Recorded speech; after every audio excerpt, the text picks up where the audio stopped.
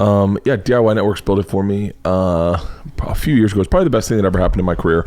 Yeah? Yeah, easily. I can easily say that.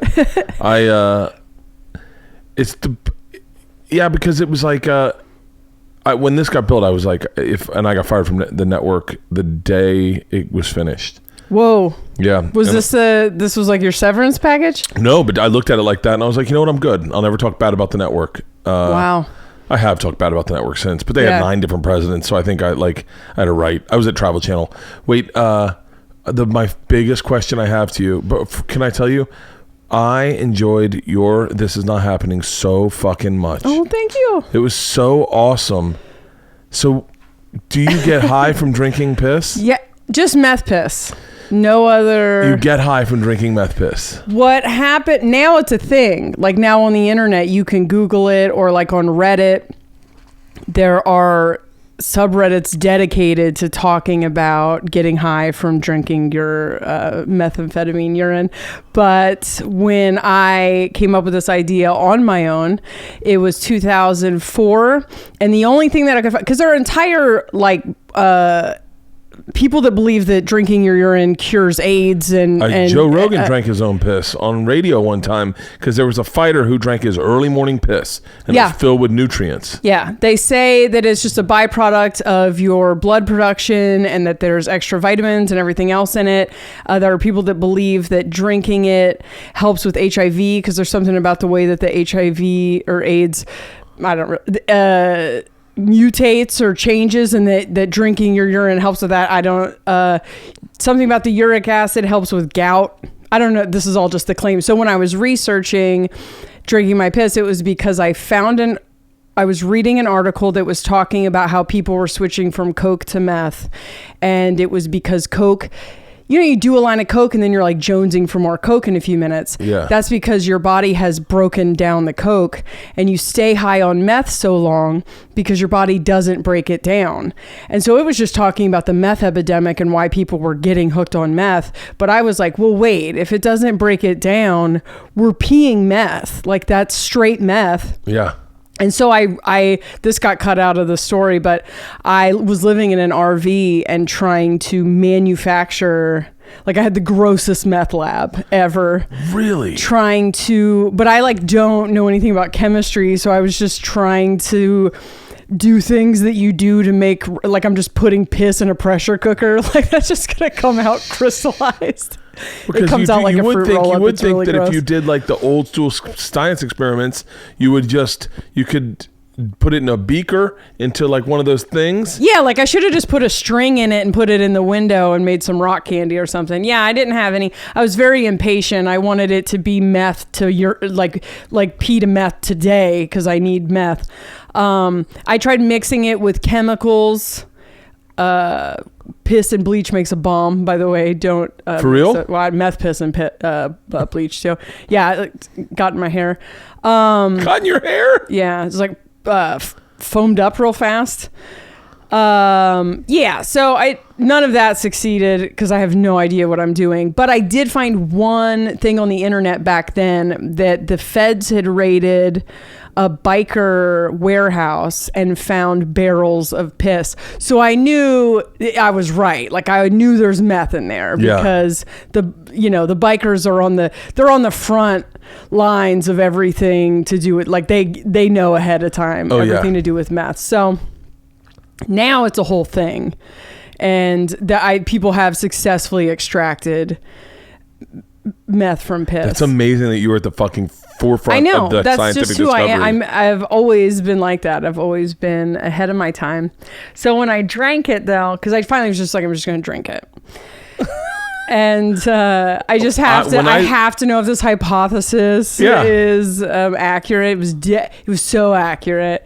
It was a different high though. It was like psychedelic, very psychedelic. Really? Almost DMT. I guess the experience I had was very similar to DMT. So I'd already had a near-death experience and spent most of my time. I'm just going to blurt out a lot of stuff. Tell me you're everything. Be like, I am so fucked.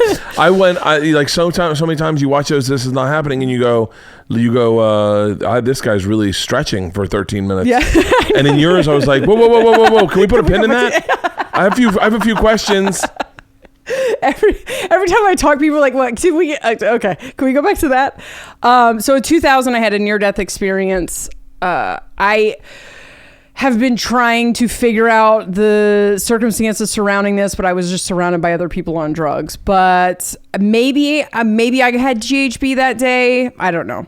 Yeah. But anyway, I end up dead in the hospital, and I have this near-death experience where I go to this big blue ball of light, and the big blue ball of light tells me that Earth is just a place that we're all part of this big blue ball of light, and Earth is just a place where we come play games, basically. And that we were the dinosaurs, and that we were the Egyptian gods, and now we're this. And that we're switching. It's basically a video game, and we're switching games. And we're going from a game where we don't remember that we're playing a game to a game where we do remember that we're playing a game. And then the whole rest of the time I was on meth, I was in this like alien school where I was being taught by these, I'm sure it was meth-induced schizophrenia, but I was already on a pretty wild trip with drugs. And when I drank meth piss the first time, I went to the place I call the ether. But you know the place in the Matrix where they like plug their heads in? Yeah. Where we're real or whatever. Yeah. And I went there and I like talk to everybody where we are real, and had this super transcendental experience. And then after that, for the remainder of my addiction, which was not very long, I was just addicted to meth piss because it's so different than, like, I was just eating meth so that I could drink my piss. This is the most insane story I've ever heard in my life. And I would say I'm a notable, like, I have some, like, today I was like, oh, I have a good story I forgot to tell, and none of them will match up with this. Because you don't look like that person at all. I know. Yeah. Yeah. And I have a lot. So wait, how did, like, do you think you were always predisposed to doing drugs? I think so. When I'm gonna have to stop for 1 second. Is that okay? Yeah, sure. I forgot to glue my teeth in. You forgot to glue your teeth in? No, let's not stop at all. Are you fucking kidding me? Hold on. Did you really just say that? Oh my God. Yeah. We'll edit this part in the video, but we're leaving this audio part. Are you fucking kidding me? This is fucking fascinating. So wait. That happens all the time on the podcast. So wait. Hold on. So, do you lost your teeth doing meth? Here's what happened. I already had something called soft teeth. They weren't great to start. I have bad teeth. I have really bad teeth. My daughters have bad teeth. So I had bad teeth as a kid. I had my first kid when I was 17, and I got knocked up by a pastor's kid, had to get married when I was 16. That's a different one. Hey, will you write some of these down? I know what my fans are thinking, and they're going, this is Miss Pat level. Like, this is next fucking level. Okay. So when my teeth started to fall apart, we broke into a dentist's office, and me and a bunch of tweakers. Hold on. I don't think I've never seen a bunch of mouth sounds on your. I've never seen dentures in real life. Oh really? I've seen my what is that? A mint. Oh. So we used to put denture cream on our lips because we were put stuff in each other's mouths when we passed out. So one of the safeguards was to put denture cream on your lips and then glue your lips together and go to sleep. Oh, that's hilarious. I wish it worked that good. All right. So we broke into a dentist's office, and everyone else is looking for like the nitrous and stuff, which is like in a shed in the back. And I just stole amalgam and tools, and I would taught myself how to mix it, and then would fashion like a bridge so that if you were up close, it looked gnarly. But if you were far, like if you were sitting this far away, it looked like I had a full grill. I would like carve teeth. But every time it would start to deteriorate and come out, it would just take more of the actual teeth with it. Oh, really? So then when those would then they would be like exposed nerves and abscesses and stuff. And so I just sawed them down and cut open my gums. And so that everything could, yeah. So anyway, when I go to get fucking fascinating. So wait. When okay, hang on one second. Let's go. Okay, let's back up. Let's back up for a second. So, knocked up at 17. 16. Okay, so my mom is a drug addict. Your mom's a drug addict. My mom was a drug addict. My mom was a tweaker also. Parents together? No, my dad lived in Delaware. My mom lived in Portland. So I spent my whole life moving back and forth. Okay.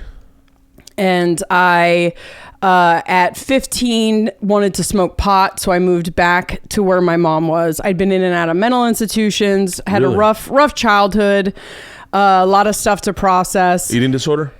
Binging, not purging. I got that one too. Never had that follow through. Yeah. Got hypnotized to get over that in my 30s. I go out to Portland, start smoking weed. Never go. I had gotten expelled from 9th grade and then enrolled myself in 10th grade. My mom was too fucked up to like. What was your mom? Was your mom meth? Yeah. Crank back then. Yeah.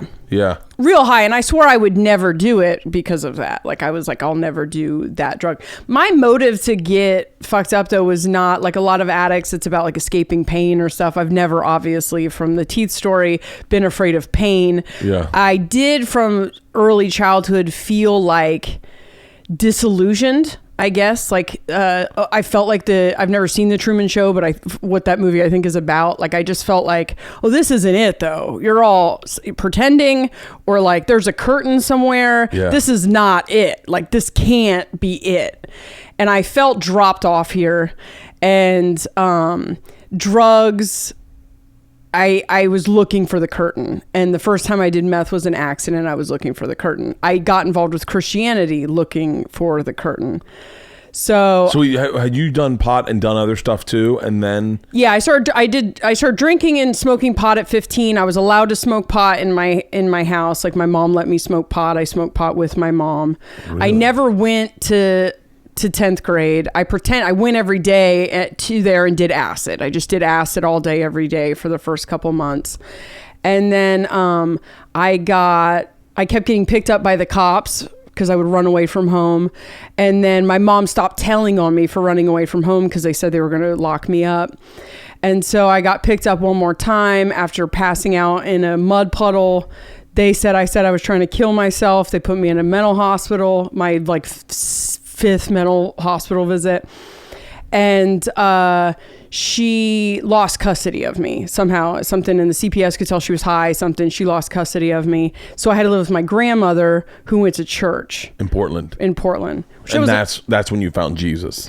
Yeah, that's when I found Jesus. I was real into that until I found the pastor's son, and then I was like, all right. I mean, Jesus will be here after I fuck this dude, though, right?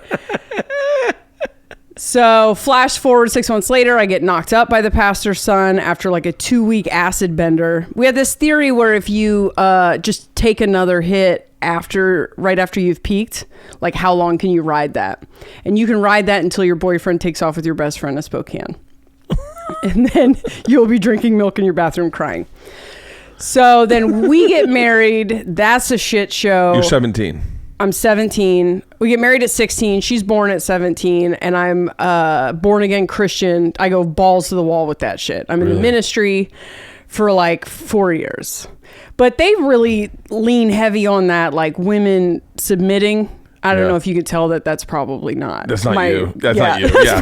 Somebody shaves her own teeth out of their mouth. Experience. I'm pretty good at a lot of stuff. That's not one of the things that I'm good at. I'm like, all right, well, we're just going to base this on him having a dick and disregard the fact that he's a fucking idiot. Is not how you submit. So I did that 5-year stint in Christianity. I left him. I moved to the East Coast, got my shit together. I was like, I'd gained a lot of weight. This family was very prejudiced against fat people. So he cheated on me a lot, and it was because I was fat, and then I just had to listen to them.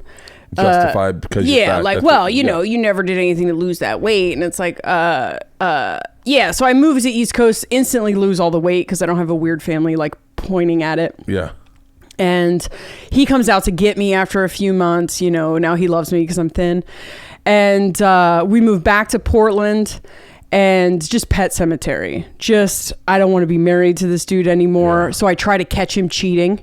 So I like pretend to go away for the weekend and then just stake out the house. Cause like now if I leave, it's cause I'm a bitch, you know, cause I don't care about my family. So then I catfished him on the web TV. Do you remember web TV? No, I don't remember web TV. When the internet first came out, but computers were super expensive, you could get this basically the internet that you plug into your TV, and it was just like green writing. There was no pictures or anything. No. Yeah. Wait, how old are you? If you don't mind me, I'm sure you don't care. Now I'm 41. Okay, yeah. Yeah, so this was 97, 98. Okay. And so we were too poor to like have a computer with AOL. You know, that was at my parents' house. But so I catfish him on web TV, which is super easy. You just have to create an account, send him a message. He's too dumb to be like, where would this message have come from? Yeah. So he has an affair with Pretend Me. And then when he's getting ready to meet Pretend Me, I'm like, boom, caught ya. I'm leaving. And he's like, I knew it was you. I thought this was like, and I'm like, yeah, right. Well, then why'd you, yeah. So he ends up telling me, I end up doing comedy on accident for the first time because I was a compulsive liar. So wait, hold on. How old are you at the time? 21, just turned 21. And I told some coworkers, because he was very funny, so we'd go to open mics every Monday. And I told him... the pastor's son was funny? He was unbelievably funny. This has been the hardest thing I've had to learn in life, is that people have to have one more redeeming quality than making me laugh in order for me to just love them. You know what I mean? Like they just have to be... you're talking about all my best friends. I have to stop pouring my soul into people that just make me laugh, because they have to have at least one. Yeah. He had none other than he was hysterically funny and a huge dick.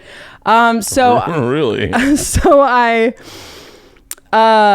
would go to open mics because of him, and he was a puss, so he never went up. And then I told my coworkers that I was doing comedy. You know, I was like, they're like, you're being so fun, you're so funny, and I was like, yeah, I do stand up at Berbati's Pan, which is how you know that the person doesn't do stand up. Oh, by the way, no, I count that as like, that was definitely me too. Yeah, like I did it once. I'm like, oh, I'm a stand up comedian, and then like, you make your living that way, and like pretty much, yeah, considering I don't have any money, and that's how I get free drinks. Yeah, I know what you're talking about. Yep. I still get paid the same. So they showed up to support me, and I had to get on stage. And I had no intentions of I love to stand up. I never would have thought I could do it. So I get hammered. I get up. I crush.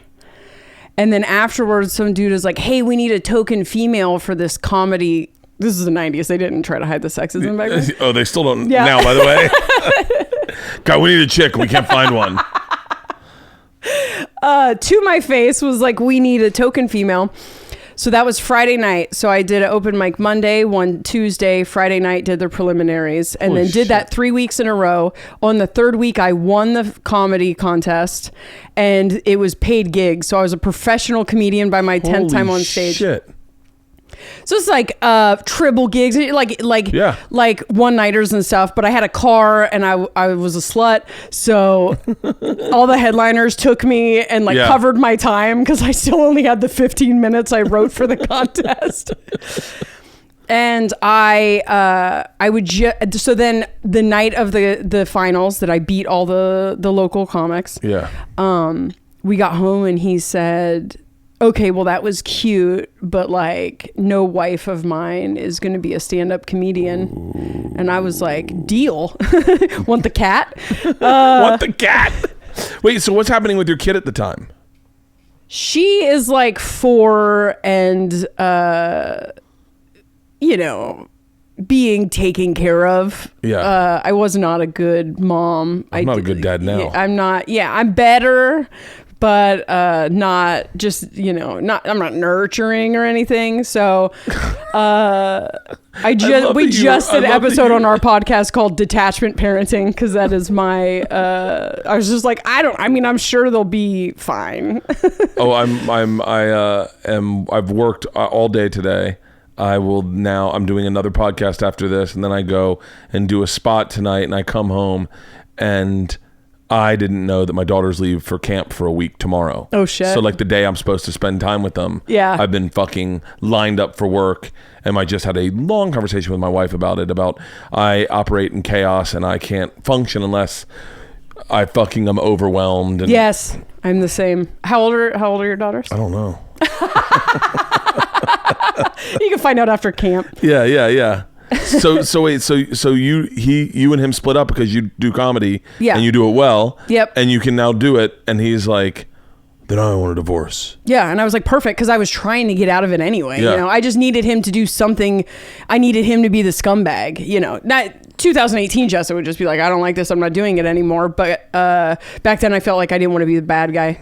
It's every breakup I've ever had. Yeah, so he delivered. Yeah. He delivered. It was perfect. And then I did stand up. I was on the road 3 weeks out of the month for like almost a year or a little over a year. God.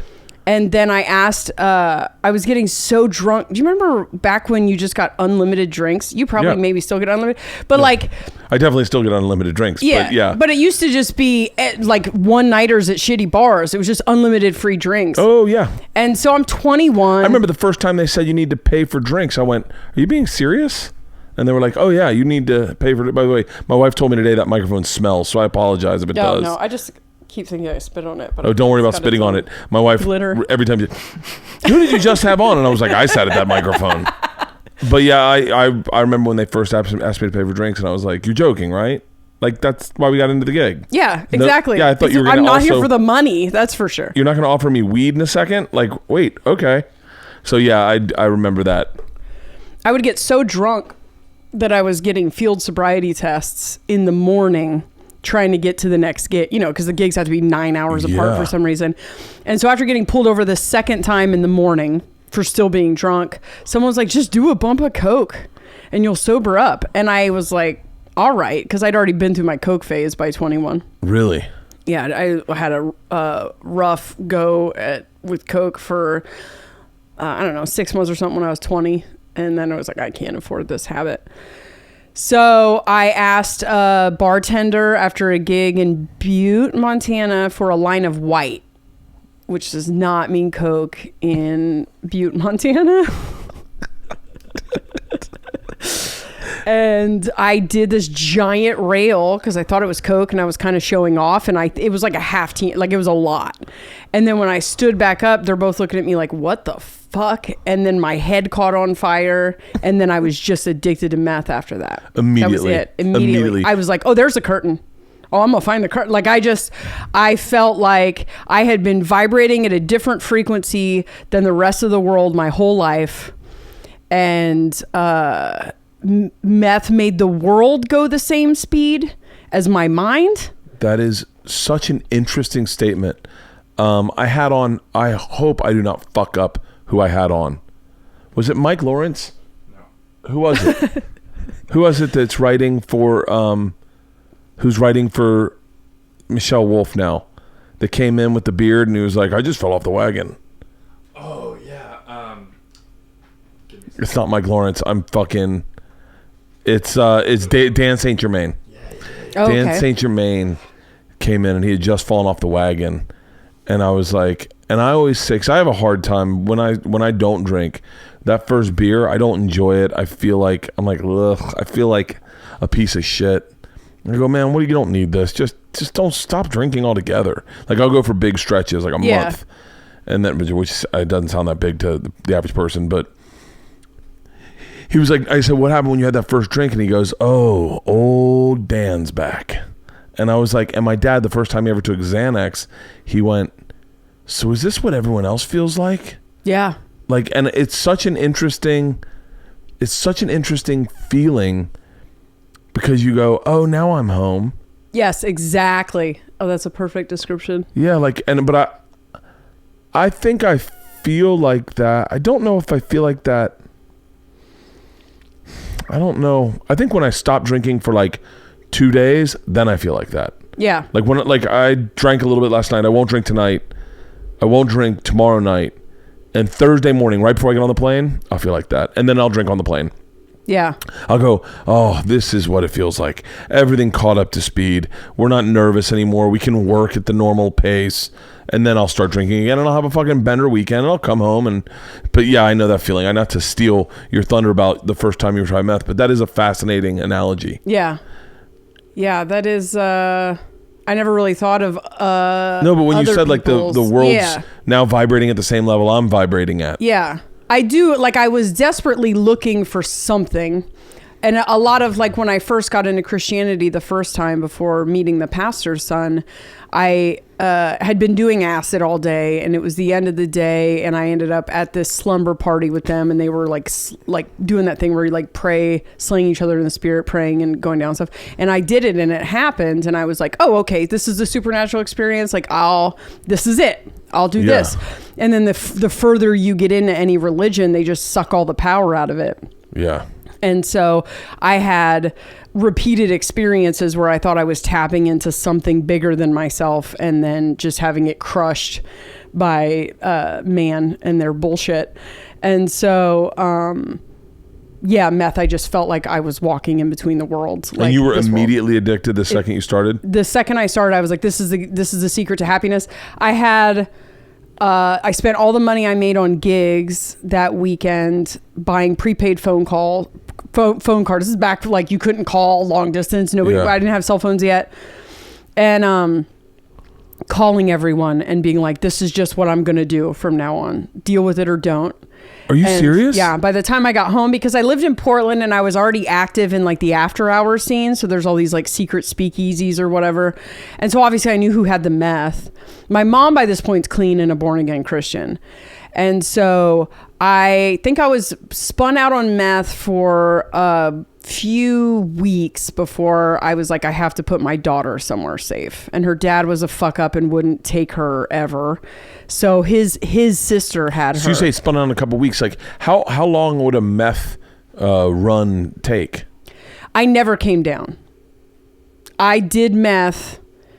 Like, I think I came down in like 72-hour increments, because there's a point where when you're high on meth, if you haven't gotten more meth, you're going to sleep. It doesn't matter where you are. It doesn't matter if you're walking down this. I have like had to stop on the side of the road and lay down in the grass and just pass out for 6 hours, because there comes a point where if there's not meth in your system, you're going to bed. Yeah. But I never... There was one point where a friend of mine got his throat cut by, I think, the feds.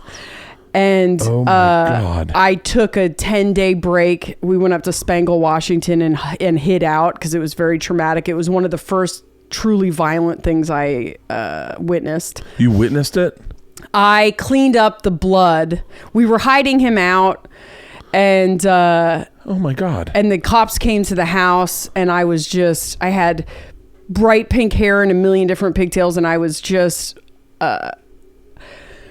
I wasn't fully out of my mind yet. I guess I was, because I had told the dude not to leave the house because the aliens had told me something was going to happen. So I had already told him, like, don't leave the house. And then I passed out. And when I woke up, he did something, got in a high-speed car chase. A cop died, something crazy.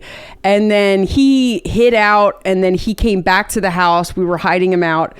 The cops come to the door, and I go outside. It's not my house. I didn't have a house the entire time I was on. And so I come out, and I was like, well, you have a warrant? And they're like, do you live here? And I'm like, I'm basically I live wherever the drugs are. And I wouldn't let them in, and they did not like me.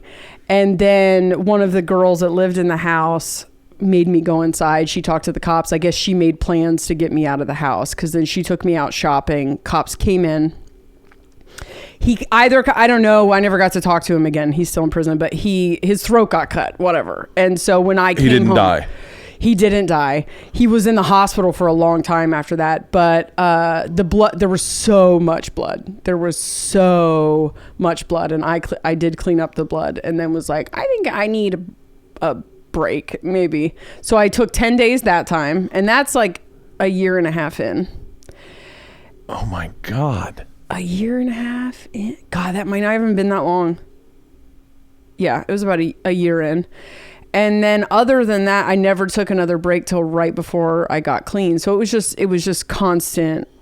Like 72-hour cycles almost, if not longer. It was constant. And then when it's just your entire life, like time ceases to exist.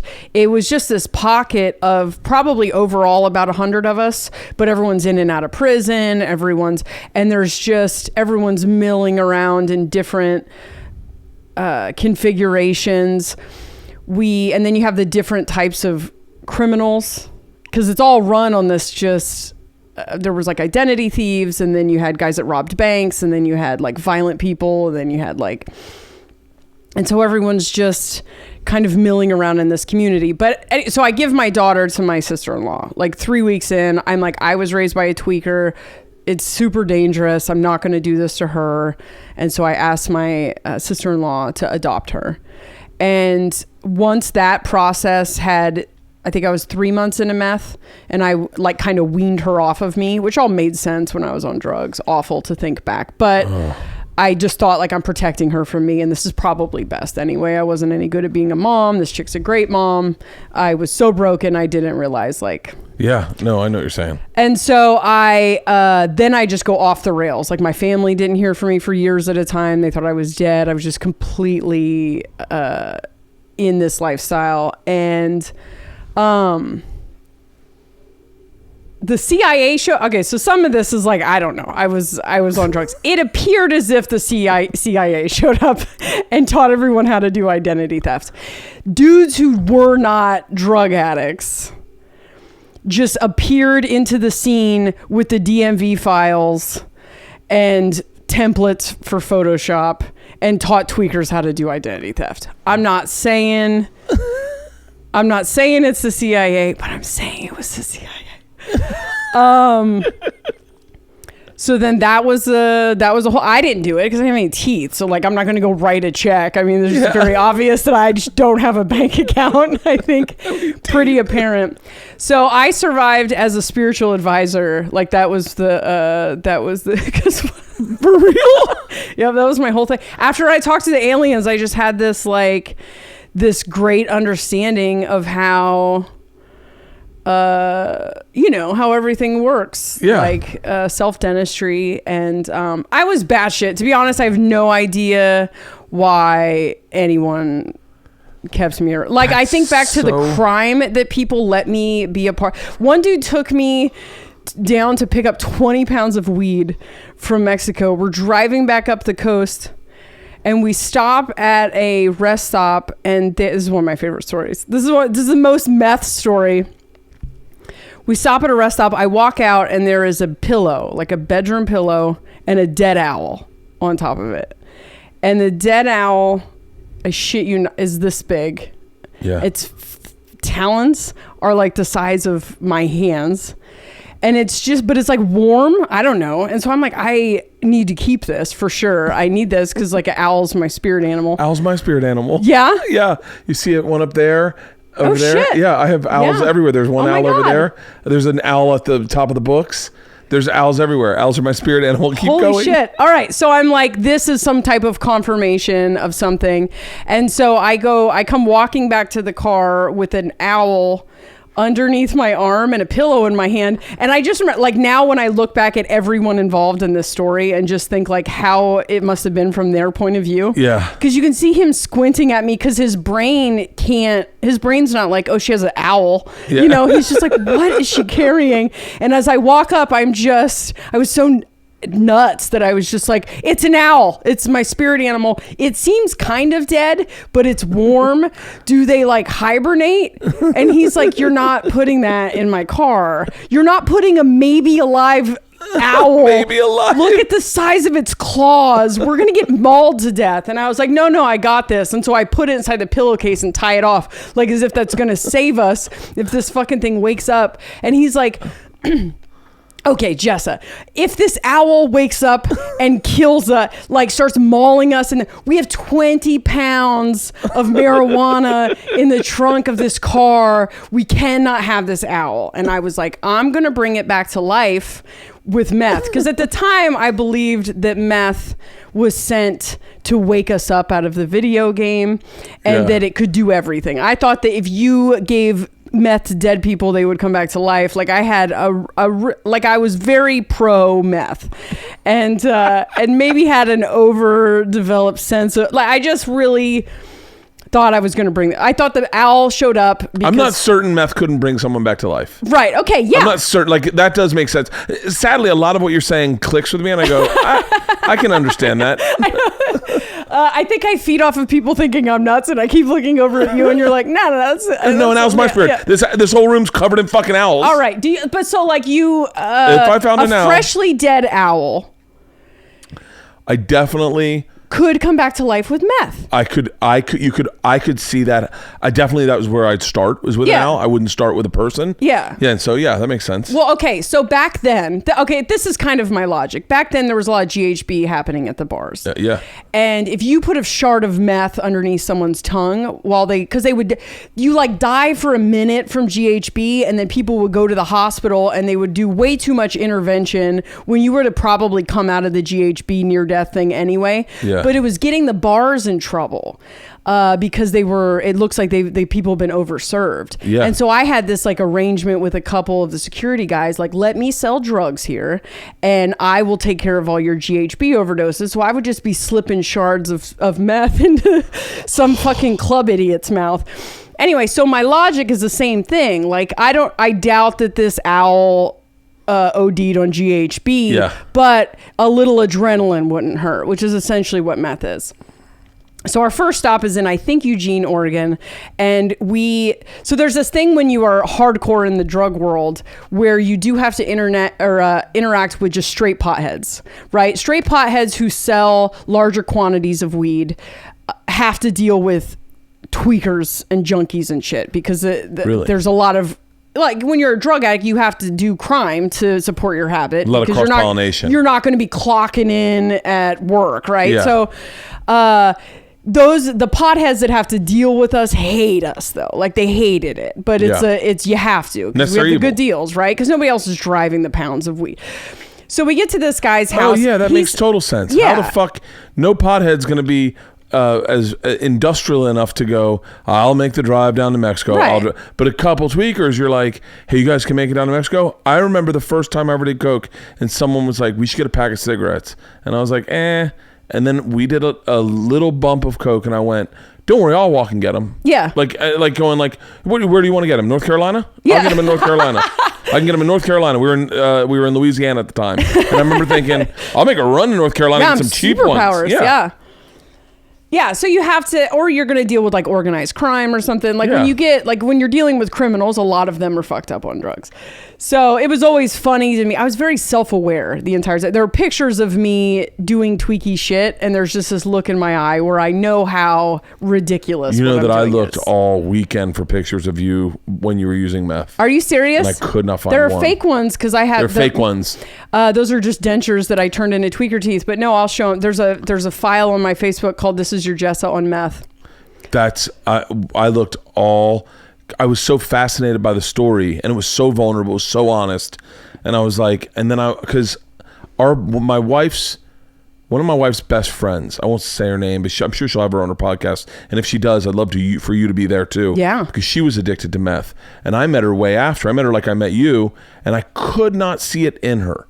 I didn't know where it was, and she was like, "Oh, I was really bad," and in the process of us knowing her, she lost her teeth. Her teeth fell out afterwards. Oh, wow. And she had to get new teeth. But I don't know what she did. I don't know if she got dentures or if she got posts in. Yeah. I don't know what she did, but I remember going shut the fuck up. But this woman was so put together, still is so put together, that you're like, I don't see it. Same as I don't see it on you. Yeah, thank you. Yeah. I know a lot, statistically, none of my, very few of my friends should have gotten clean, and everyone got clean. For real? There are probably 4 or 5 that are in and out of prison and stuff still, but most of them are super smart, have their lives put together, own their own businesses and stuff. It was just a weird pocket of tweakers that... You guys were the first generation, I think. There are like old school crank addicts and stuff. And it was a long time before we mixed in with them.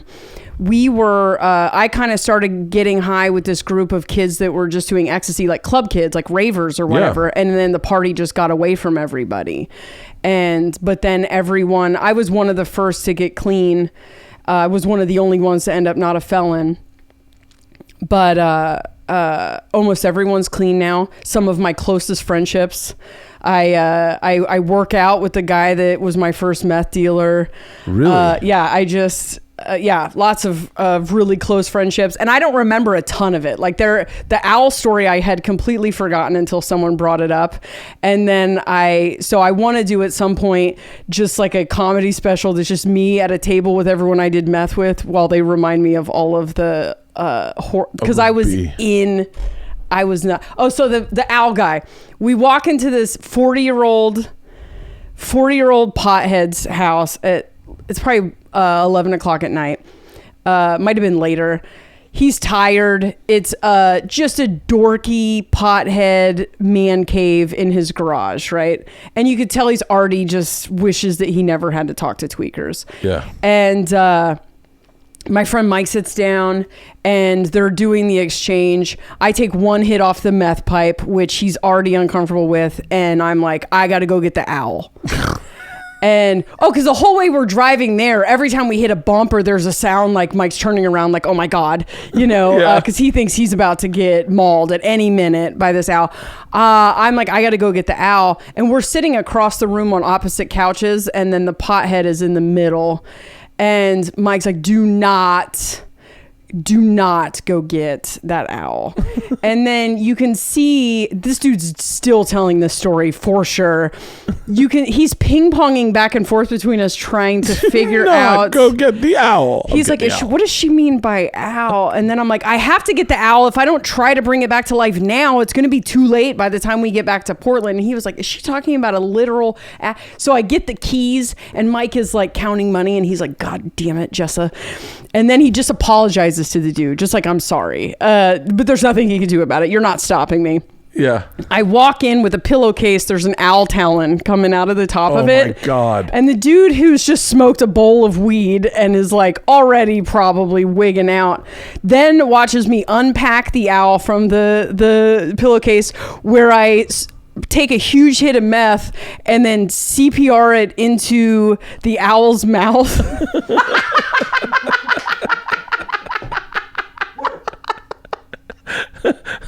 Slowly the wings stretch out. Its eyes blow open like a Furby, and then just smoke just comes out of its eyes. And then I'm like, it's working.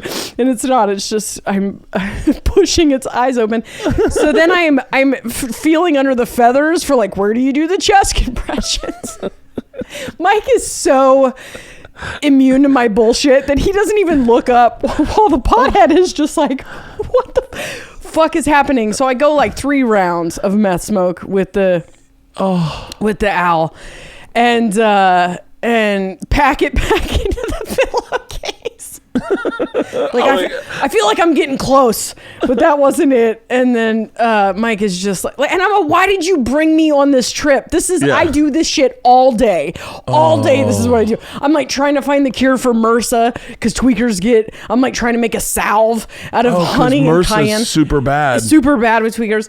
So as we're leaving, I remember hearing him like trying to explain away like we didn't bring she found the owl, like how you're not making it better. Like we picked up the owl on the way. The owl was after Tijuana. We get back home and I weekend with Bernie's this owl for weeks, at least 2 weeks. And I take it places with me.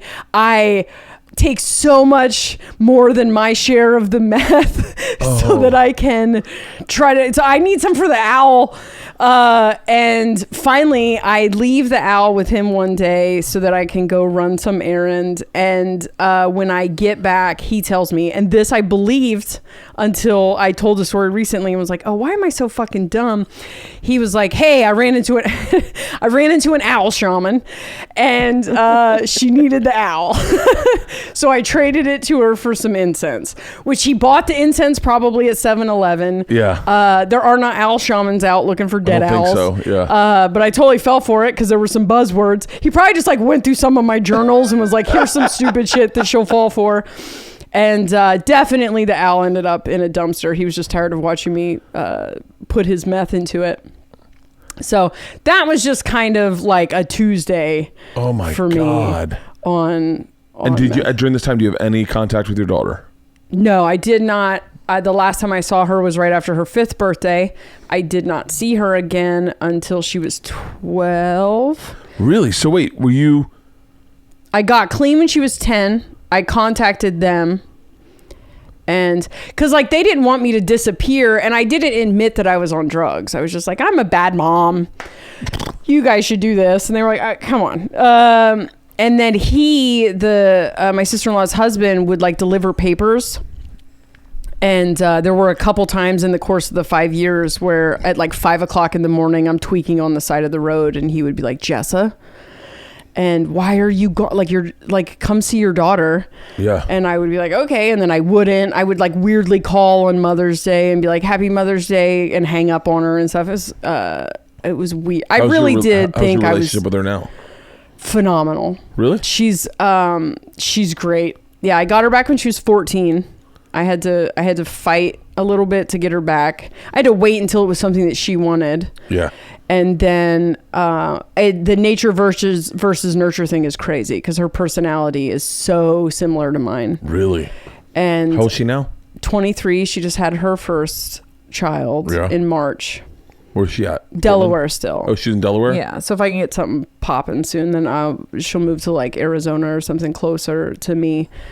But yeah, she is amazing. And so she realized she was with another great family, I think. And I think she missed the worst of me.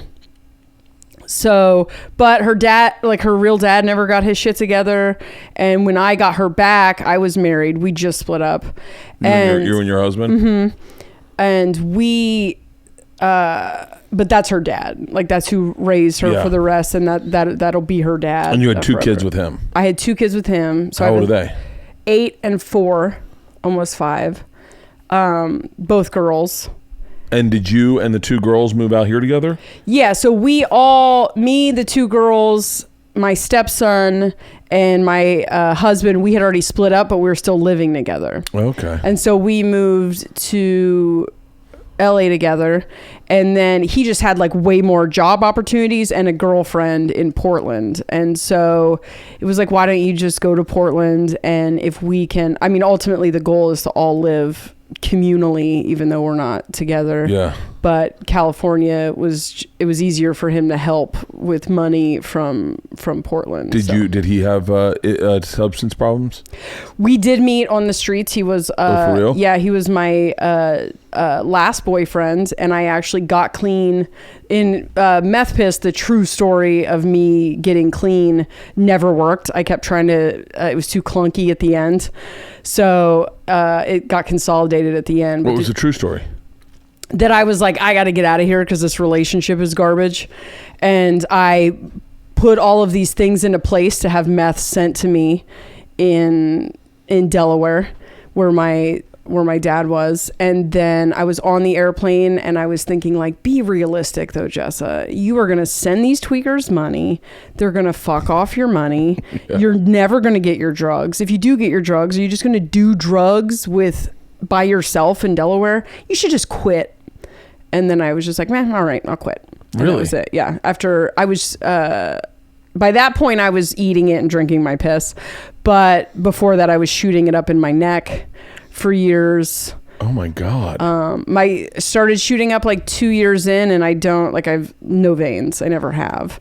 And so I would have to shoot it up in my neck, which someone else would have to do it because I can't do it backwards in a mirror. Some people can, I can't. Yeah. And I already don't have great depth perception, and I have blind spots from staring at the sun while high on meth. How many pins are we at? By the way, I'm like, I'm just like, I'm weaving along in this conversation going, motherfucker. I went through a phase where I was like, I was doing all this alien stuff. Yeah. And where I was like, everything we've been told is a lie. Yeah. Everything. So I have to go back and examine everything we've ever been told. And I was doing a lot of stuff with changing perspectives. And what if, like, I would have loved this flat earth shit back then. Like, I'm not believing anything, right? So what if the sun isn't a ball of light? What if it is the hole that leads to where we're from? Like, whatever. So, and we don't know that because we never look at it. So I'm going to look at it, and I believe that will cause enlightenment. And so I went down to Pioneer Courthouse Square at noon in the summer and forced myself to stare into the sun for 4 hours. That's meth focus right there. It's so hard. Your body knows it's one of the hardest. I've had 2 10-pound babies at home in staring at the sun is I did that to my teeth. Your body rejects it. Your body is like, no, we are not doing this. And this is another thing where I'm like, I would love to have been someone watching me. I just wish if cell phones existed back then, I would have just a YouTube channel dedicated to crazy shit that I have done in public. Cause I'm like clockwork oranging my eyes open and like snot's running down my nose. I'm coughing, I'm sneezing, the stomach, the muscles in my stomach are like my body is trying to turn into a clamshell to stop me from doing it. Oh my gosh. And I persevered because I am strong-willed when I am self-destroying. I don't know if I got more enlightened, but I did go completely blind for a couple days.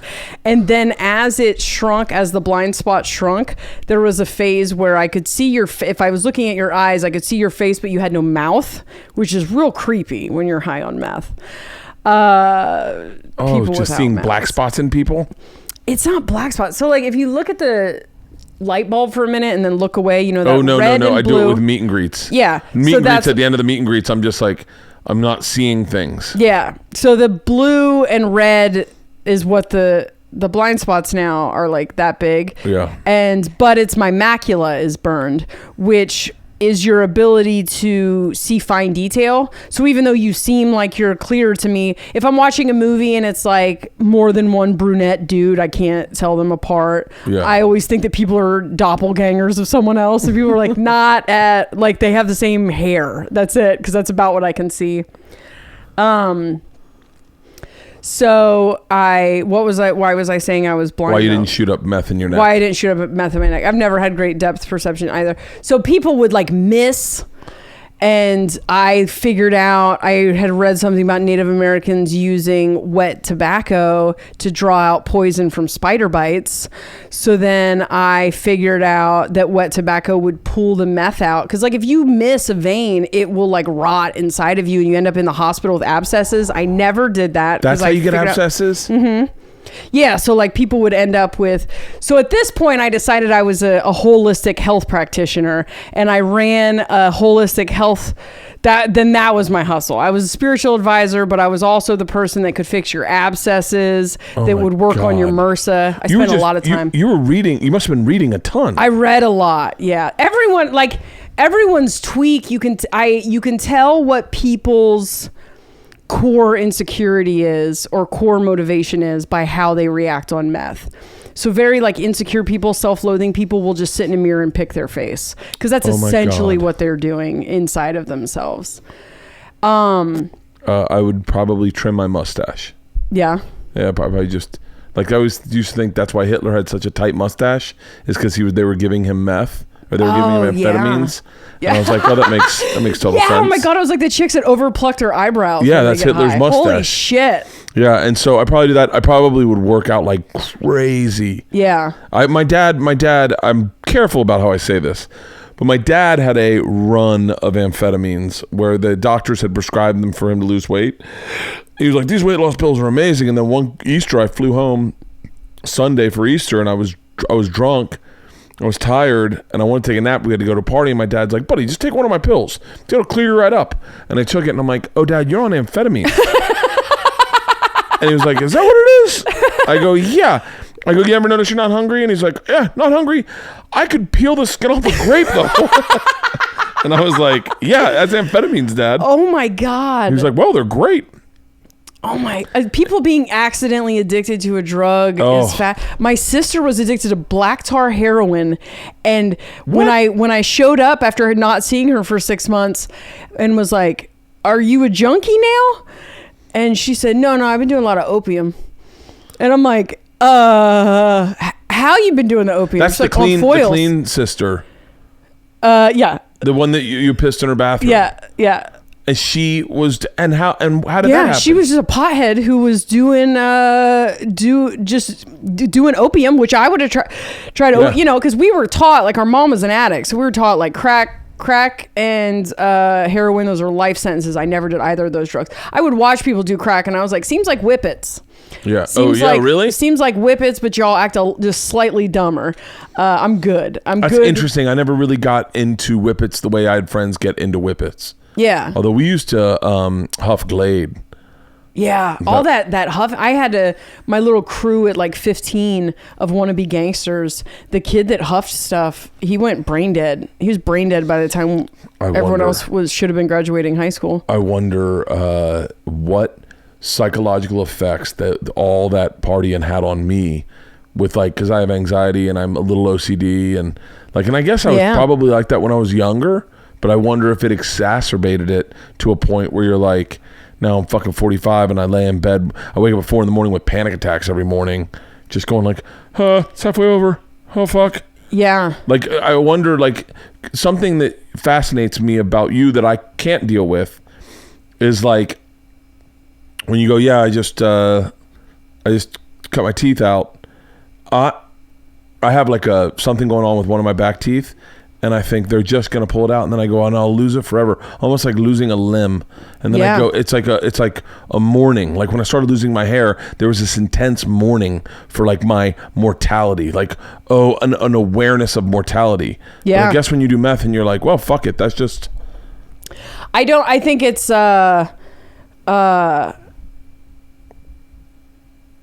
I think it's more to do with like the life philosophy that came from the alien stuff. Because I definitely, like, my experience on meth is not what anyone else's experience was on meth. Like, I was surrounded by people who constantly wanted to go to detox and that wanted to quit and that talked about how great their life was before. And I just felt like, you should give me the rest of your meth because you're wasting it. Like, I can't imagine getting high on meth and then talking about how great not meth is. Like, this is fantastic. I'm going to do this for the rest of my life. I never tried to quit. I never thought about quitting.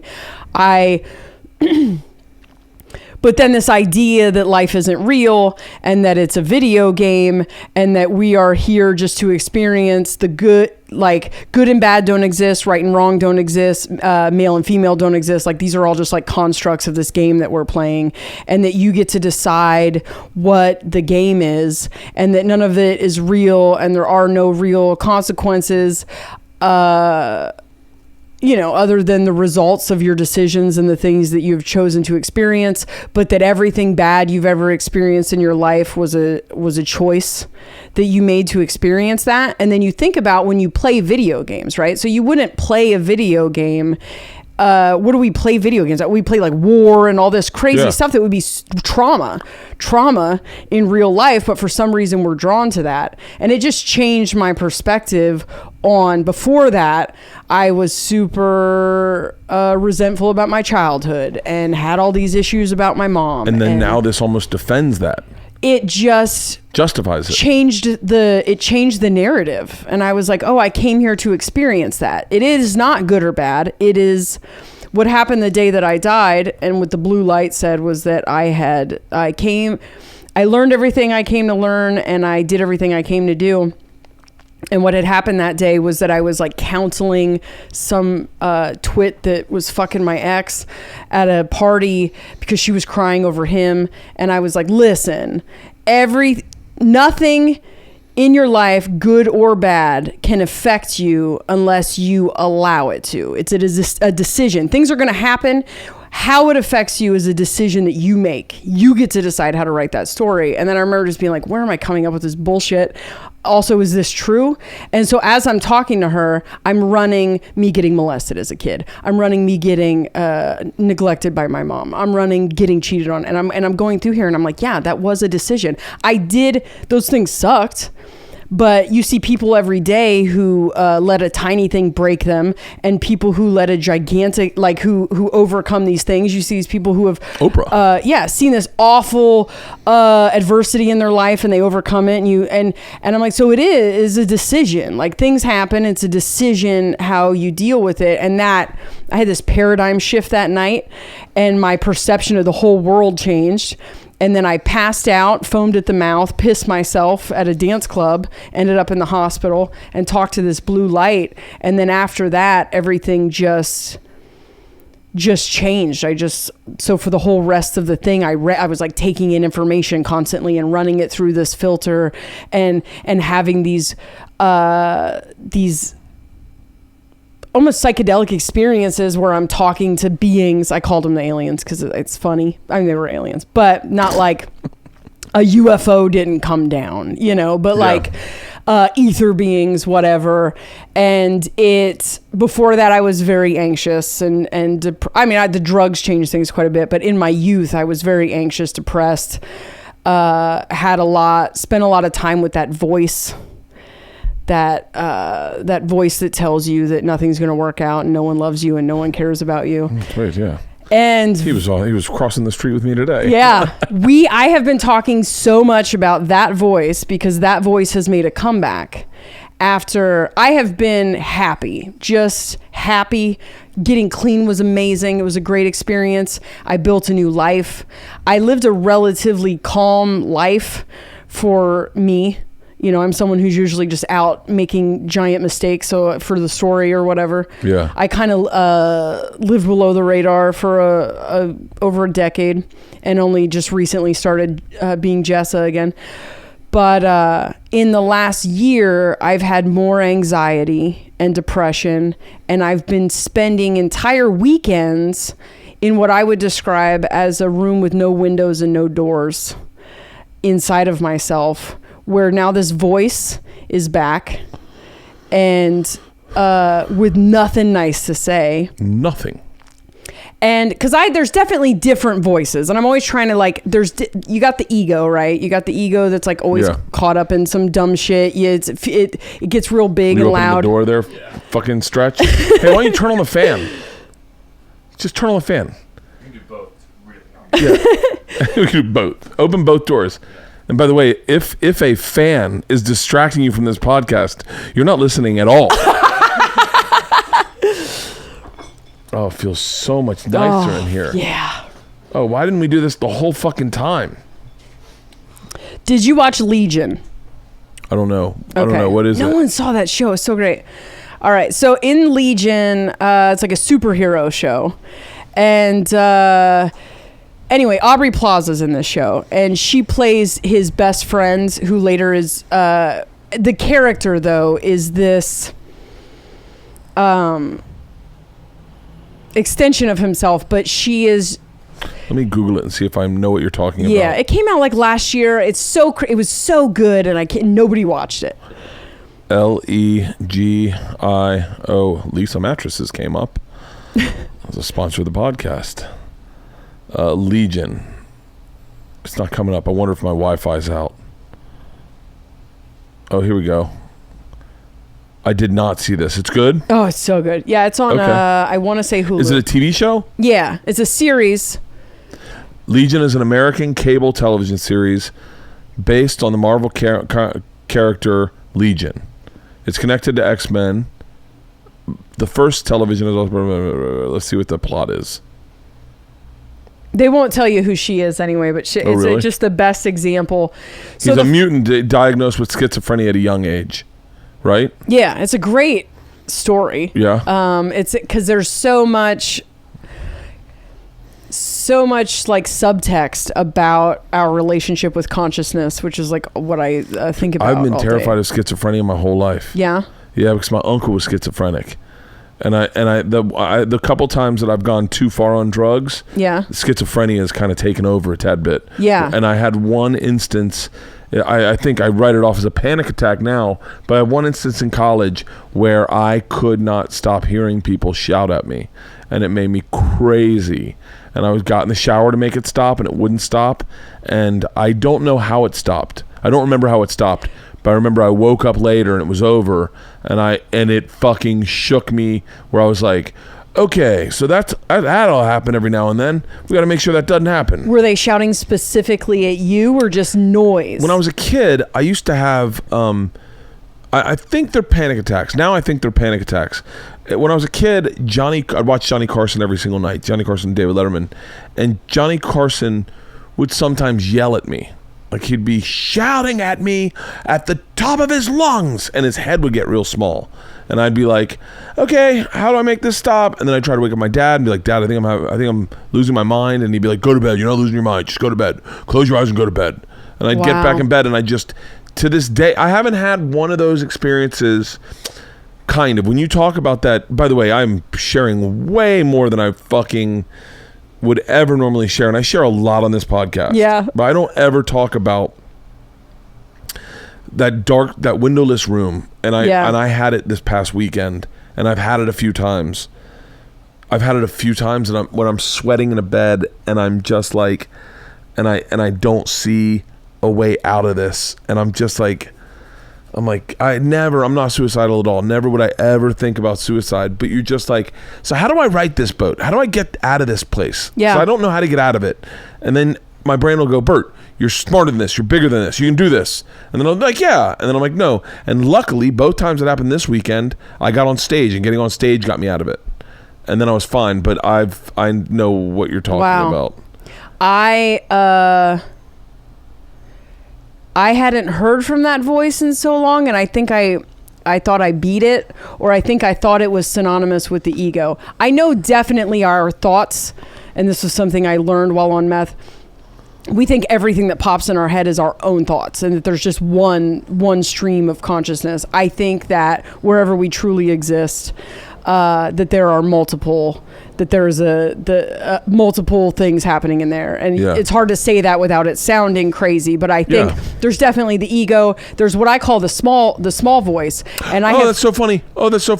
I hope anyone in my crew, I used to have big brain, little brain. Really? Big brain, little brain. Little brain would there's a perfect example. One time I thought I had face cancer. Long story.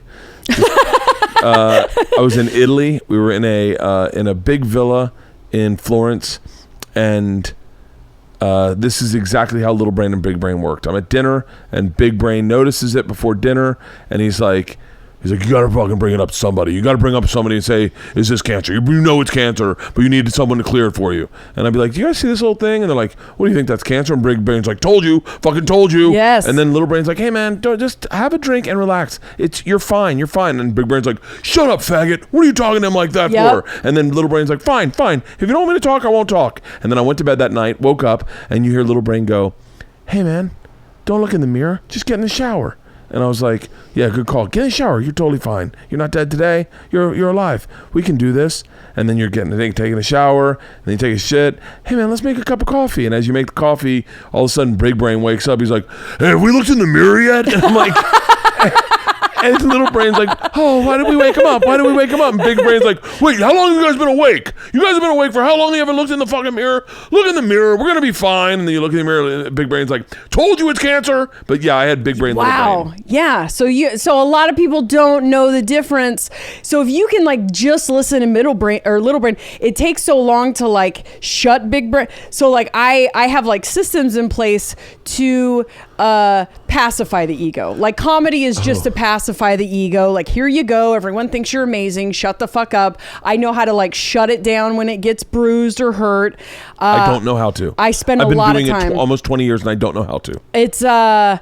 It takes, I learned a lot about trying to kill the ego. I wanted to kill the ego. And then I read this great thing from Osho, actually, I think, which is the guy who had that cult, the Wild Wild Country or whatever. Oh, yeah, yeah. About stop trying to kill it and destroy it and treat it like a loud roommate. And just see it for what it is, which it's like the alien said that basically you get a body to play. You're playing like, do you know anything about video games? Yeah. You're playing first person shooter. Yeah. You actually exist role playing game. You are strategizing and creating. The little brain is up here deciding what you want to experience and creating it, but then you are experiencing it through this physical body, and this physical body has an artificial intelligence, and that artificial intelligence is the ego. And it is loud and dumb and gets its feelings hurt very easy and should not be in charge. It's fun to experience, like first person shooters more fun. It's more exciting, but it shouldn't be in charge when you have this one right here. Oh my God. By the way, I've done so much work on this. Really? Yeah, because I'm gonna fuck this up. I want to call my therapist because I have a really low self-esteem, and like I know people would never think that, but I do. And I have negative thoughts constantly. I think a lot of superficial things are attached to my self-esteem, but one of the things that I was obsessed with was ego, id, and superego. Yeah. So I think this is the way. I gotta call my fucking therapist because I don't want to fuck it up because it was a really great. I'll share with you off camera what I'm ughing about. My therapist called me. You would think a therapist would answer? Well, you call your therapist. It's got to be an emergency, right? Yeah. It's got to be an emergent podcast. Yeah. He better pick up. Let's just role play. I'm in a bad spot. I need your help. You have reached the office for Dr. Fuck yeah. Hey, make sure you edit his name out, okay? Make sure I didn't even realize I did that. Make sure you edit his name out. Okay. But yeah, it was it was all based on Spock, Kirk, and Jim. So like my super ego is Jim. Oh, we're all gonna fucking die. I'm gonna push it to warp speed. My ego is Kirk going. That does it. We can make it. He's like and then it is Spock going. Guys, there's a logical resolution to this. Yeah. But yeah, now I'm feeling like one hit of meth might really set me straight with my theories. Yeah, it doesn't with everyone have that effect. I can't stop thinking about, like, this is all I've thought about or talked about over the last, because I have spent almost every weekend. I moved to LA in January, and I am not on the road as much as I was before, and I have spent no less than 2 weekends a month locked in my physical bedroom while locked in this room with no windows and no doors. And it's almost like childhood trauma has my podcast is me and a Mormon, and it's a funny. Who do you do your podcast with? Aaron Woodall. It's called Mormon and the Meth Head. Okay. And it's so it's a very funny podcast about trauma, basically. And it's a lot of like us working through trauma. It's not what we thought it was going to be, but it's what it ended up being. And so part of me thinks like, okay, but we're stirring up a lot of this stuff with the podcast. Yeah. But it's me and this voice. So the first time this voice came back, that I haven't heard from this voice in over a decade. And the first time this voice showed up, I just thought it was me. And I was, I had feelings for someone. We were kind of trying to make something work. And he would come close and then back off. And then while he was backed off, this voice shows up and is like, he's just using you. Like, he is obviously using you. He is going to ditch you the second And I've always been a very hard person that will destroy you if you hurt me. And I've always thought that was great about myself. Like I have this fear of rejection that has served me so well, because if you try to get to the door, I will chop your head off and beat you to the door. And it has gotten me out of abusive relationships, and it has gotten me away from people that weren't good for me. And I thought it was a great thing, but now here's this mechanism showing up when nothing's wrong other than someone needs some space, and I'm left alone with this voice, which I think is my own thoughts. I think it's my own self-preservation because I haven't heard from this voice in so long, so it doesn't stand out as nefarious as it was. And so by the time he makes his way back around, there's a couple days, but that's 300 years in Jessa time, I am completely in the rafters. And I am going to hurt you now because I feel like I have to protect myself. And it's all bullshit. It's all just a complete illusion. And so I hurt him. And only in that moment, in that day where he finally says, I don't feel safe, like you're hurting me, something clicks there. And then I flash back to people I've hurt in the past who have had to say similar things. And then I'm like, whoa, what the I'm like very self-aware. I'm very introspective. I've spent years and years and years working on myself. I consider myself to be. And then what was this? Very clearly acting out. And then my relationship with that voice changed, because in that moment I was like, that, why did I do that? And I go back and I'm like, what triggered me to do that? And it was the sensation that you brought me here and you left me. Oh, Jesus. And then I go back to relationships where I've hurt people because I felt like you brought me here and you left me. And then I realized like, oh, I felt abandoned. And then you can go all the way back to my mom who's just high. But my childhood felt like I felt abandoned, and a lot of bad things happened while she was on drugs. So I start working through this, and then almost like I pick a fight with this voice, and now I'm trapped in this room. I feel like I'm in the fetal position on the floor, and it's standing over top of me, and it's saying awful things while a movie plays of everything I'm afraid of, and Jesus. On the wall, and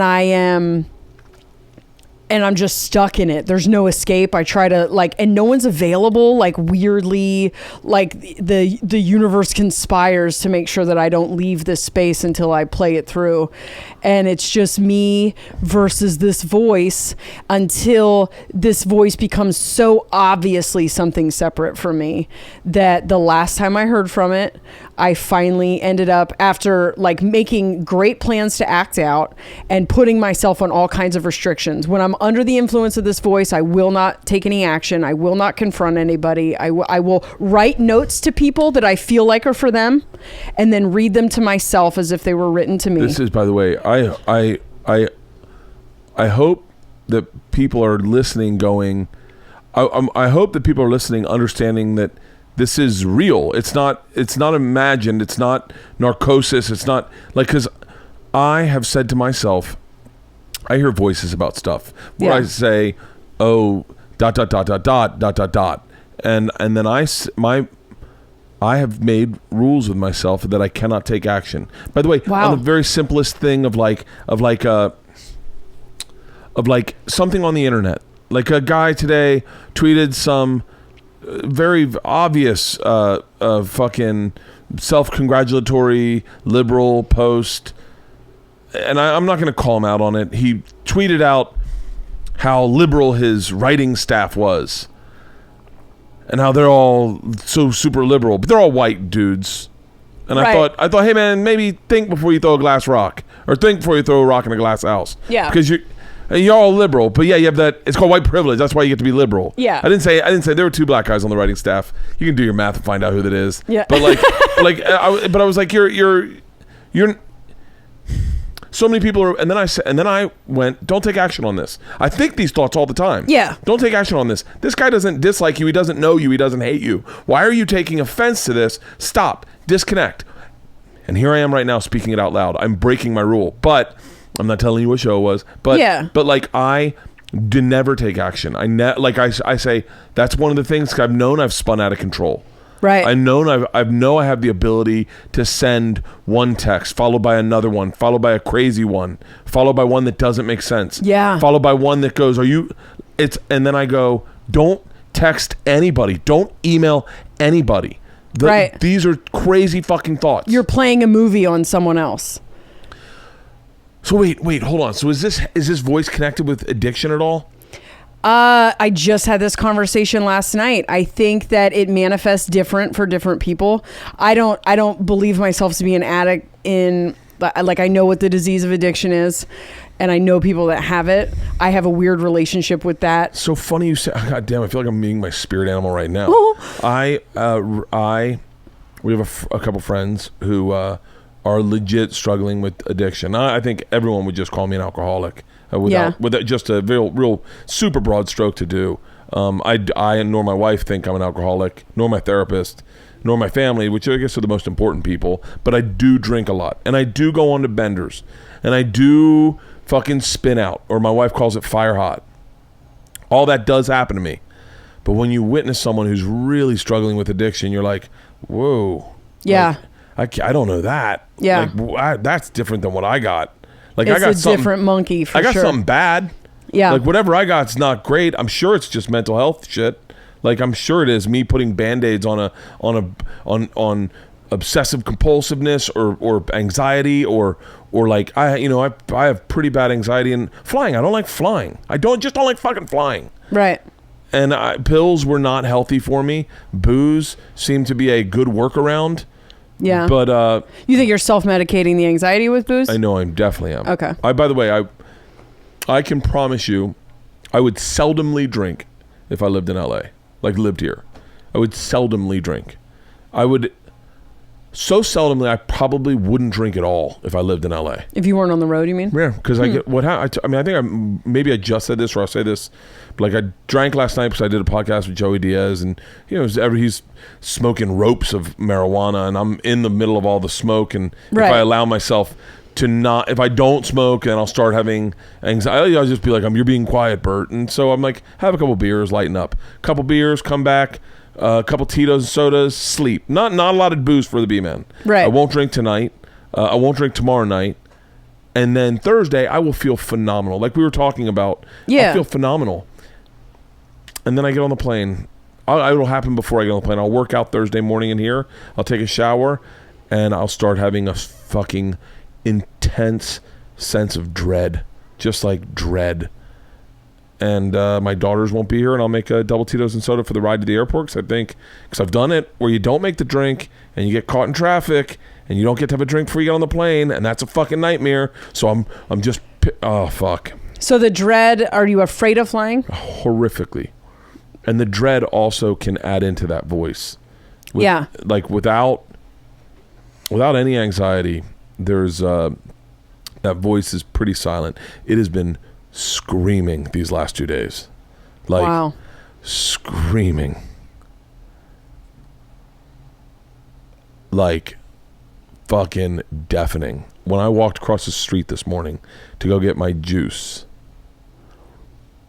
it said the most mean thing to me. And then I went, wait, why are you doing this? This is just you, Bert. No one thinks this. Why would you say that to yourself? I would never say that to anyone. And I was like, and then I was like, turn this around, man. How do you turn it around? And that voice is just right in my ear, just big brain, just saying nasty shit to me. Oh, and I talked to my wife about it before she left. And by the way, she's going to do, Paul Gilmartin? Yeah, I just did that podcast. Mental health happy hour. Yep. My wife's going to do that. And wow. And I said, just so you know, like, I'm fair game. If you want to talk about anything, she goes, I already knew that. Like, yeah. She was like, yeah, I'm not the broken one in this relationship. If he wants to talk about you, I'm going to be very candid and honest. Yeah. And I was like, oh God, I the stuff he pulled out of me, I was like, because I'll talk about anything, but the stuff that I just hadn't, mental health stuff when I was a kid, and then this was the last weekend I had with this voice. Yeah. Where I finally was just like, you're not real, and it like it exploded in that room.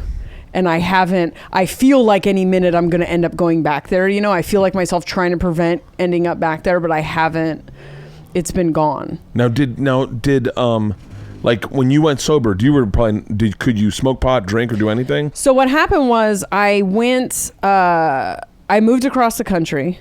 I decided on the airplane to get clean. I moved in with my dad, who at the time I think had 7 years sober, and my dad was also an addict and far more functioning than my mom. Now, are you just at a sidebar? How far ahead of this are you with your kids? You're like, hey guys, just so you know, we got this.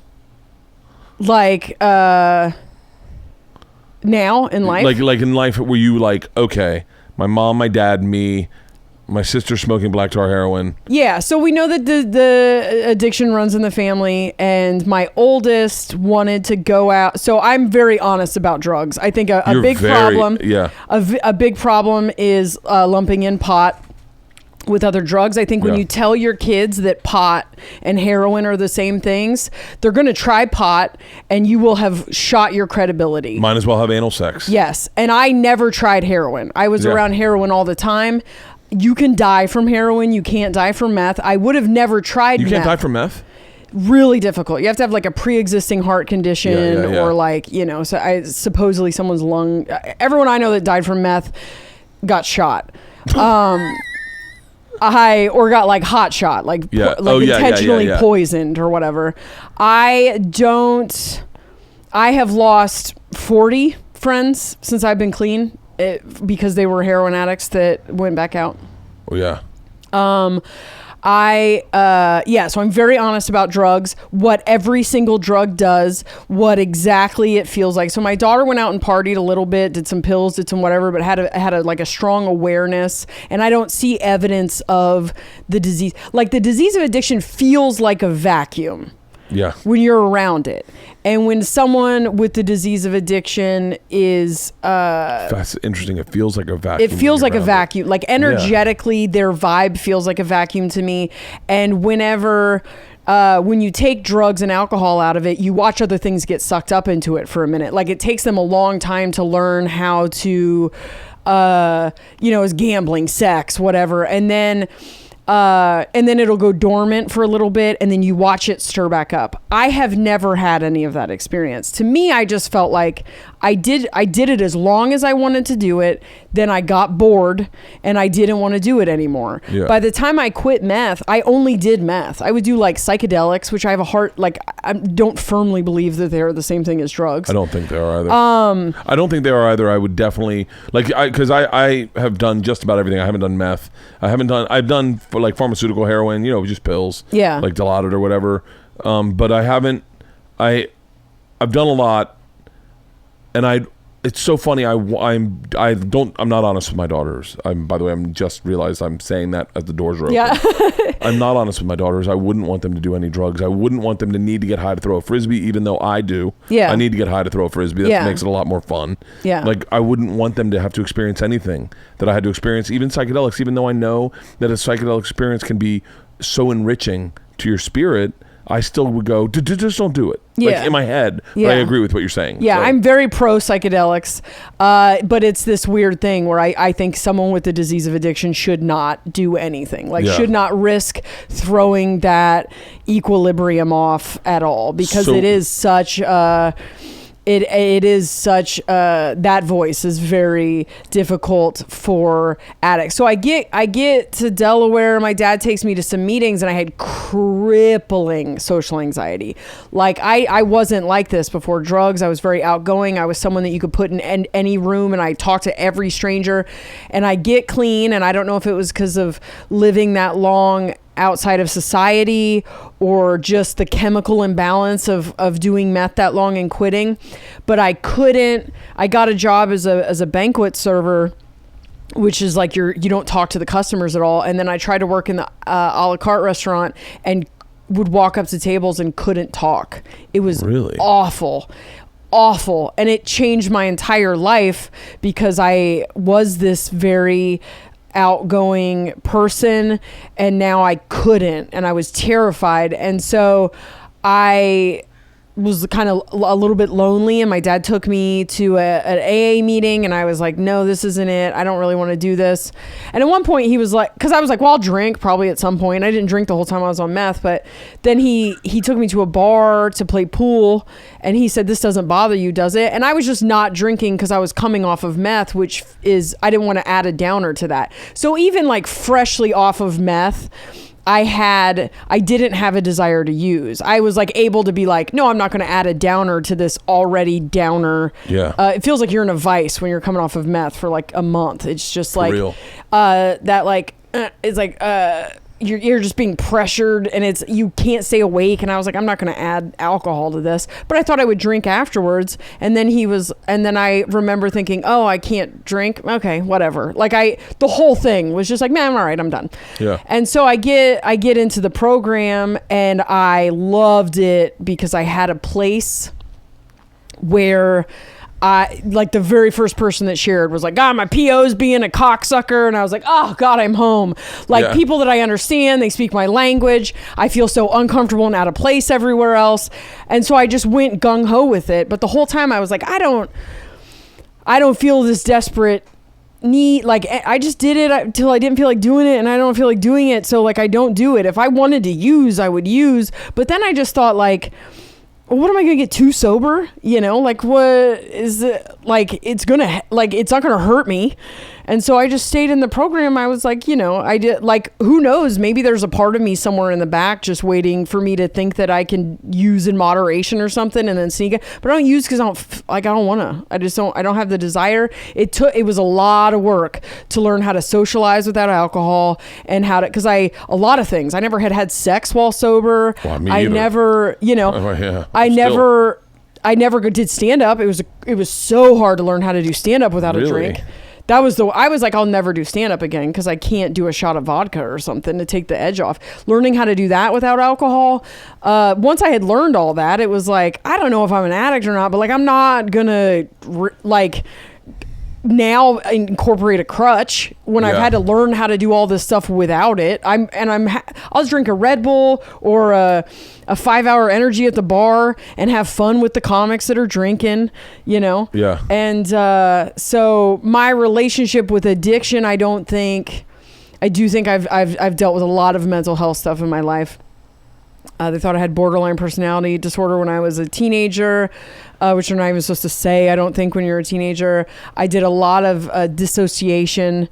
There was a period, my name as a kid was Jessica, and after getting abused and everything else, there was a point at like 14 where I changed my name to Jessa. It was like 12. Changed my name to Jessa and had a very distinct break with Jessica. Really? It was like, I'm not her. She's weak.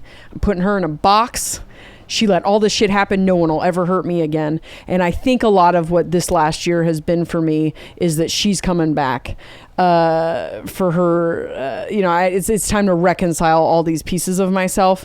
And with her comes me having to face this voice and a lot of like walls that I built up that have served me so well. It's time for them to come down. Well, yeah, because everything's it's so funny. It's so funny that I'd run into you on this day of my life. Yeah. But like I have a lot of old habits, and I have a lot of things happening better in my life now that have never happened. And when I was having that conversation with my wife, she was like, the universe is speaking to you, and these are all coming to a head right now because of all the things happening for you, and you need to make a decision on, are you brave enough to face them by yourself, or are you going to fall into old habits? Are you going to do old things? Wow. And I was like, yeah, it's a little complicated, but I'm like, okay, I think I can do both. And she was like, I don't know, can you? And so tomorrow the girls go to camp, and me and my wife are working all day, but it's like, it's not work. I think it's working on me. Wow. My wife's a pretty bad bitch. Career, I would love to meet her. Career stuff? You will. She'll be here. Career stuff. My wife will rent hotel rooms, and we will go for the day, and we'll work all day. Yeah. But then the stuff, when we take our break, it's almost like she can't help it, but she starts breaking down what's wrong with me and like how we can work on this. And she's just I came home hot this weekend, real hot, and she was not she was very cognizant of it. Yeah. And she was like, and I'm planning on doing something. I'm planning on doing like a big tour from like January until like June that will go in theaters from like, it'll go in North America, Europe, and then Australia. Whoa. But the way I cope with stress is in chaos and almost this like weird, we talked about it a little bit on the beginning of a podcast, but this weird like victimed artist, like it soothes me. Yeah. And like I walked into a theater the other day and I was hungover and I wasn't feeling good and I was having all these bad thoughts and I couldn't stop them, and I was like, yeah, this is how you walk into a theater as an artist. And I was like, wait, what the fuck? Yeah. I was like, Bert, don't do that. And like it was just weird, like almost like the self-destruction I embrace. I know that I can trust it. Yeah. You know?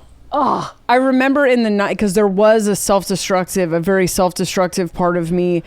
And I remember in the 90s when Behind the Music was a show. Yeah. And I remember I would get so drunk on stage that I once forgot, because I was a host at a comedy club, I once was so shit-faced that I forgot to come back in middle of the show. So the feature was up there just yelling my name. I'm outside trying to smoke a cigarette. I remember Tribble had to follow me around on an entire run because I was getting so hammered on stage that I would just kind of start to trail off. I remember sitting in my hotel rooms though after shows and watching Behind the Music, and the plot for Behind the Music was always the same thing. Here's this brilliant person who wanted to be a star their whole life. They finally get it and they self-destruct. And I remember just like resonating with that identity and just feeling like this is the mask that I will wear. This is who I am. I'm going to be so good at this part. Oh, what the fuck? I had an obsession with Shannon Hoon. Shannon Hoon from Blind Melon was like my guy. Oh, wow. Because he was just this broken artist, and he was so talented, and he always fucked up, but even in his fuck ups it was brilliant. Even when he was fucked up and the day Kurt Cobain killed himself and he wrote a big question mark on his forehead and did Letterman, and he was clearly on drugs, right. You're like, but you're still like, that's my guy. Like Farley, yes, Belushi, Shannon Hoon, Kurt Cobain, Jimi Hendrix, all these guys, I was like, they were my heroes. John Daly. Like, I don't know. I wish I could disconnect with that. And I remember, I don't know if you know Tom Segura. He's one of my best friends. I know who he is, yeah. Yeah, like he does not have that. He's like a businessman first. Yeah. Like, there is no broken artist in that guy whatsoever. Yeah. He is the guy who's like, I'll call him up and be like, hey man, I got this bit about poor people and how America hates poor people, and I'll be like, okay. And then I'll be like, are you still with your business manager? And I'm like, what? He's like, you need to get rid of your business manager. You get a CPO, and I'm gonna just email you some information. Like, that's who Tom is, Yeah. Like, hey, you should get a personal trainer. And you're like, what? Like, yeah. I'm like wallowing in these, but it's so interesting is that, it's probably what makes us friends is that we're different men. I don't think two of us could coexist, but I fucking idolize those because I guess there's not a lot of risk in being that guy. Well, I talk a lot because you meet these different archetypes of, you have I have tried to build projects with super, super, super talented people who have never made anything happen for themselves.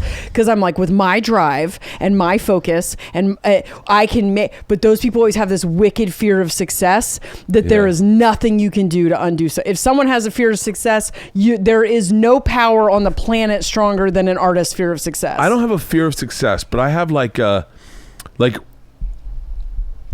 I don't know what this is, but like when they offered me a theater tour last year and I was like, I'm not ready. And they're like, I think you're ready. And I was like, no, I think I should do clubs and sell clubs for a year. And like, I don't think I could sell theaters, but I'd watch people who. You didn't think you could draw. I didn't think I could draw. I didn't think I'd draw. Why would people want to come out and see me in a theater? Wow. And so I did, and I did clubs, which is financially fantastic. Yeah. It was great. By the way, there's more money in clubs. Really? There's a lot of,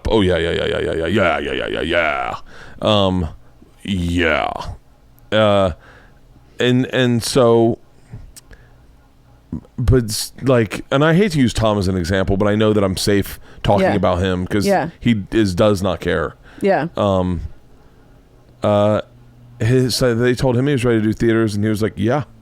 Like, he didn't even question it. Yeah. His whole fucking career, I've heard him say stuff like, yeah, you got to get out of that fucking club, man. They got a rock venue you do. I did a rock venue one night. Like, he'd just be like, of course they'll show up. Yeah. And I'm always shocked that he's like, of course they'll show up. Like, and he did his last theater run. I mean, he was adding so many fucking shows. And then he was like, you got to get out of the clubs, man. You got to do theaters. You're going to sell them out. You're going to add shows. Trust me. And I mean, kicking and screaming. And then I talked to my agents this year, and I was like, my special's coming out. And then I was like, okay, I think I'll be ready to do. And they're like, finally. Like, I did Australia. Their whole job is to know whether or not you're ready to do that. My only job is the art part. I'm not good at the business part. Right, but like the people who know how the business works are, so that's interesting. But they don't always know. Yeah, get on Instagram stories. There's a lot of people who doing empty theaters. There's a lot of people whose ego is much bigger than their art. So the opposite of what I am, and not what Tom is. I'm not saying that this is Tom, because we've had conversations about specific artists who we believe this is applicable to. They are people who would make a great spreadsheet for what a comedy show should look like, a great outline for how a comedy show should go. Get on stage, thank the host, take a sip from the drink, relax, move the mic stand over to the left. It's very cut and paste comedy. There's no soul to it. And those same people often are like, I'm ready for theaters, without any connection to the fans or the art or any of the responsibility of what a theater show should look like. They just go, I'm ready for theaters. And then they go to theaters, and then you hear them. Yeah, so that's arrogance, and Tom has confidence. Tom has unwielding confidence. Yeah, like, I love that. His wife and I are the same, and I'm not throwing her under the bus, but I think we will both admit that our entire careers, we've been texting each other going, Tom gave us this advice, and we don't know whether to listen to him or not. And but yeah, and so I don't know. I've always thought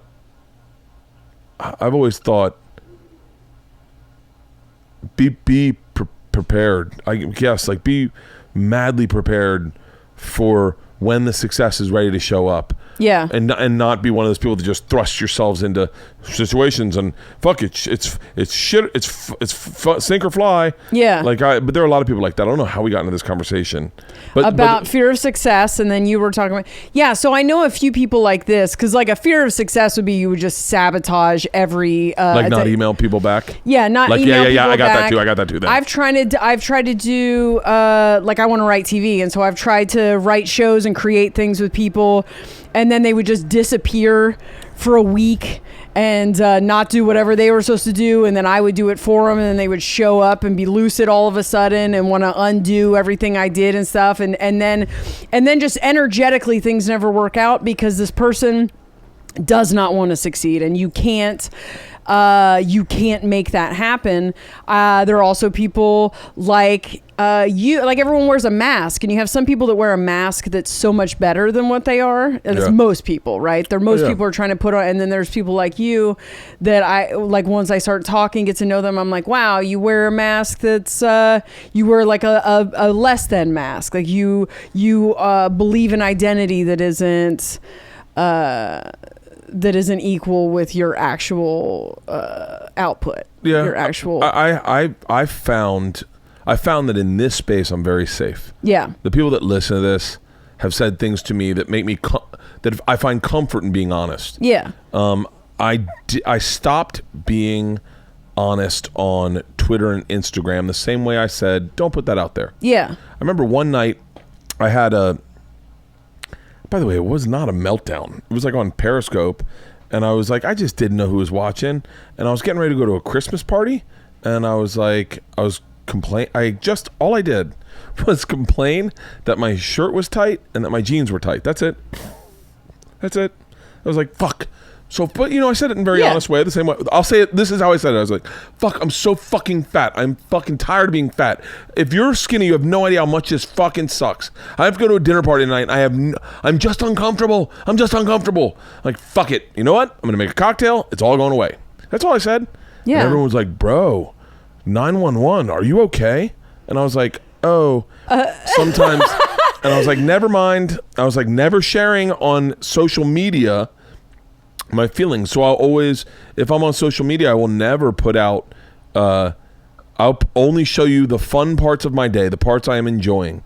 I'm never going to be in fucking bed letting you know about what Big Brain says. Yeah, interesting. Fucking, can you imagine what people would think about me if they got to see me in a bed in a hotel room like, Big Brain says I got colon cancer. I think everyone's going through this right now. I think so, Everyone too. I talked to, I just was with another comedian, and when I started describing this voice, because I've been obsessively talking about it for weeks, she was like, my boyfriend and I were just talking about this, and we were talking about how it's not you, how it is It's not. fictional bully that exists inside your head, because she was talking about how it creates conflict in her relationship because that bully's like, did you hear what he just said to you? Did you hear how she said it to you? Yeah. Did And you that hear her how she boyfriend would have talks to to be you? like, I didn't say that. I understand that you. And so like my podcast partner and I, like we're trudging up a ton of trauma all the time and stuff. So we'll get through editing a podcast where it was just rough, and then we'll be projecting onto each other, and it's like, okay, we're just in this hotel room. We have just recorded 5 hours of, I'm making my podcast. It's hilarious. I promise. I'm making it sound very dark, but the conversations get like this. And then, I can tell I'm projecting, like I'm playing a movie on you. I'm having these feelings and I'm playing this movie onto you, and it has nothing to do with you. I want my wife to come out for 2 seconds. You know if Leanne's here? I can, this is Big Brain talking here. I track her on Life 360. So, nope, she is still at, she's still at Paul Gilmartin's house. Who, you ready to hear? Tell me if this is crazy or not crazy, okay? What a small world the podcast world is. Yeah, she's doing Paul Gilmartin's podcast today. And, she started a podcast. She had a really negative big brain in her head. And her big brain was very silent, and very casual, and very, matter of fact. You have no purpose in life. You've got nothing. You will not have nothing, and you need to be cool with that, okay? Wow. And so one day we had this guy come on my podcast, which I would totally say is a great podcast guest, Jair Rodriguez. Were you here for that? Oh yeah. Jair Rodriguez, and he did a personality assessment to me and my wife. And by the way, I'm such I'm a soft narcissist, I think. I definitely think about myself a lot, but I don't think about it to hurt other people. NPD, I just think about myself a lot. Right. And so whatever slams he had on me, I took his compliments. I was like, I do that. And that's what makes me stronger. Yeah. And he broke down my wife. Really? Yeah. And was like everything she needed to hear. And then for like a week, she would just break down crying in the middle of the living room, and then I went back and listened to the podcast, and I was like, all right, I tried to apply what he said. Yeah. And I was like, let's fix you. Let's get things happening for you. And the number one fix, and this was not the right fix at the time, it wasn't what she wanted. But I thought, if you're having a hard time feeling like you're unproductive or uncreative, do a podcast. I go, they're free. No one's going to bitch and moan about your podcast. Right. You're either going to listen or not listen. It costs us nothing. Do a podcast. Do a podcast and do whatever you want to do. And she just came up with this idea. I'm going to do a podcast to better myself and talk about things I want to talk about and produce it and be like into it. And it's changed her fucking life. Wow. She is a night and day different human being. She is super excited to do the podcast every single day. Every day she has to do it. She works out like crazy, which she loves now. She eats clean, and when she doesn't eat clean, she feels guilty. She now has assessed her day in 8-hour increments. 8 hours of work, 8 hours for me, 8 hours of sleep. And so things that like taking my daughters to tennis practice, which she used to look at that as work. She goes, no, I want to do that. So I'm gonna put that in the 8 hours for me. It's one of the best things that ever happened to her. And this is how long ago? We've done 21 episodes. 21 episodes, so 3 months. I'm telling you, man. I'm bad at math. 7 months? 5 months? So where are you now? Like, So you got back into stand-up. Are you touring? When I was a kid, I knew I would be famous. Like from the time I could talk, I would tell you I was going to be famous. I signed autographs and would tell people to hold on to them. Is all I talked about all the time. And then I guess I thought I was going to be an actress or something. I didn't even really know that part. I was obsessed with stand-up. I memorized Bill Cosby himself and like recited it and stuff, but I never knew I would be good at it. When I got This Is Not Happening, I was 3 weeks from quitting comedy. Really? I had done comedy like so passively over the years because I wanted to build a family, and then I was afraid of being out on the road, and I did like recovery conventions for a long time. And then when I was 35, I was like, I just have to give it an honest effort and to know whether or not it's going to happen. At this point, I'm doing 5 shows a year. Yeah. And then I get pregnant. And so then I have to take 2 more years. So then at 37, I'm like, give me 2 years. I'm going to figure it out. And at the end of the 2 years, nothing had happened. I just fell on my face a million times. I'm also trying to like get a TV credit from Delaware. And I loved This Is Not Happening. I had watched every episode. Had you seen mine? Mm-hmm. Okay. Well, that's what's wrong with me. That's what's wrong with me right there. Keep going. Every comic wants to do like a late night or whatever, and I just felt like, no, let me on that show and I will find my audience, because that's what I do. Boy, were you fucking right. So 4 months before I'm supposed to quit comedy and get a real estate license, I already put something on so we need women and people of color. And I had just done a storytelling show, my very first storytelling show the night before. My comedy's all story-ish. It's all autobiographical. It should be. But I had just done the story of getting married at 16 and that whole mess. And so people had tagged me in that post. Well, it's like some superstitious thing. I never filmed sets. And so all I had was the story of my first home birth. So I send that in. And then the next day I'm like, you idiot, it should have been something about meth. So the next day I send a meth, just a meth bit. And then the third day I'm like, but that's a bit, not a story. I write back again. And I'm like, hey, sorry, just watched the first one, not the second. Anyway, sorry. So that's what it's like to have a conversation. You're sending him to Ari directly? No, I'm sending him to Eric. Okay. And then much better than sending him to Ari. Yeah, God, I'm just flailing in his inbox, and he's used to that now.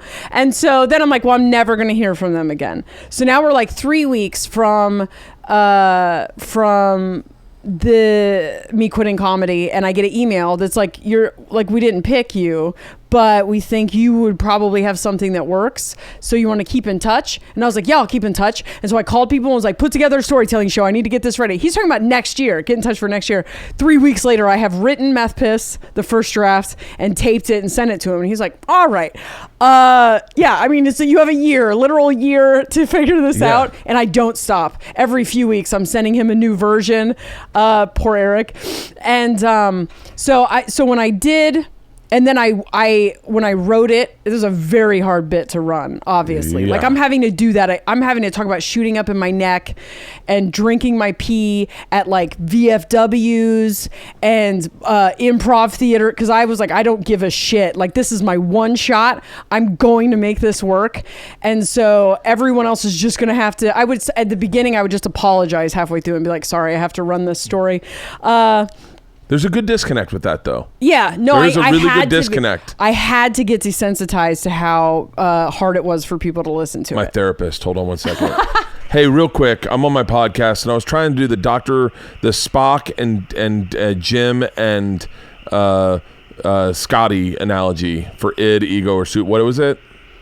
Yeah, id, ego, super ego. What is it again? Will you say it real quick? Id, ego, super ego. And which one's which? So, Bones is the id, Spock is the ego, and Kirk is the super ego. Oh. Okay. All right. Actually, you can play it up different ways, but I think the best one is id is Kirk, because he likes to fuck everything. Yeah, okay. He likes to fuck everything. And that's where he goes. He likes to fuck everything. So Kirk is the id, Spock is the ego saying, no, you shouldn't, and Bones kind of puts them all sort of in between. Okay. All right. Great. All right. Well, I didn't need you. I was worried that as soon as I called you, you thought something was wrong with me. I'm in the middle of a podcast. I'll see you next week. You got it. All right. Thank you. Don't charge me for that. So wait. So you're running this in VSW halls? Yeah, I'm running it everywhere and getting it ready.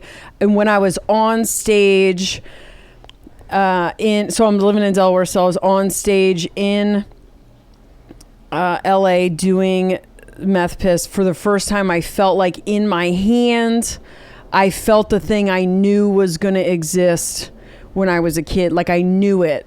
And I got off stage and was like, we have to move to LA. And I'm still married at this point. Like the marriage, like, and it was amazing. And then just wasn't, just almost overnight. Yeah. And like, I'm just not the type to like, I'm not going to do something that's like, let's just not do this anymore. So we were right before that. And I just was like, this happening. Reality for me felt like I do believe I create my reality, not cheesy like The Secret, but I do believe and it used to feel like a landscape that I fill with things through decisions and like intentions and attracting people and things to my life. Yeah. And the moment I was filming This Is Not Happening and felt that in my hand, it started to feel like a timeline, a pre-manufactured timeline that that already exists, and I'm just, the decisions and the intentions are just I have to like vibrate on a frequency to walk on it. Yeah. And since then I have started to feel like there are multiple, I spend way too much time thinking about this shit. Anyway, so then I lived in LA within 6 months. I drove around LA the next day and was like, oh, Glendale, I like Glendale. I'm going to move to Glendale.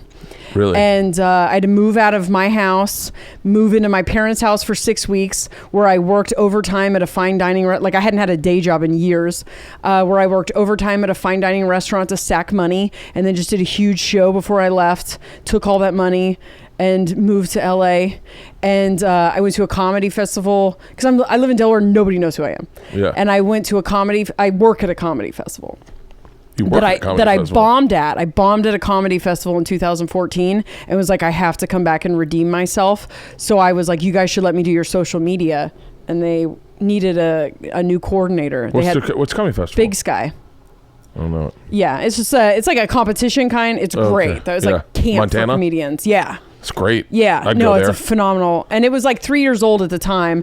And so I just worked for free to get back to this festival. And then, then I get to do 12-minute sets in front of industry, an opportunity I'm not getting in Delaware. Yeah. I had to create for myself.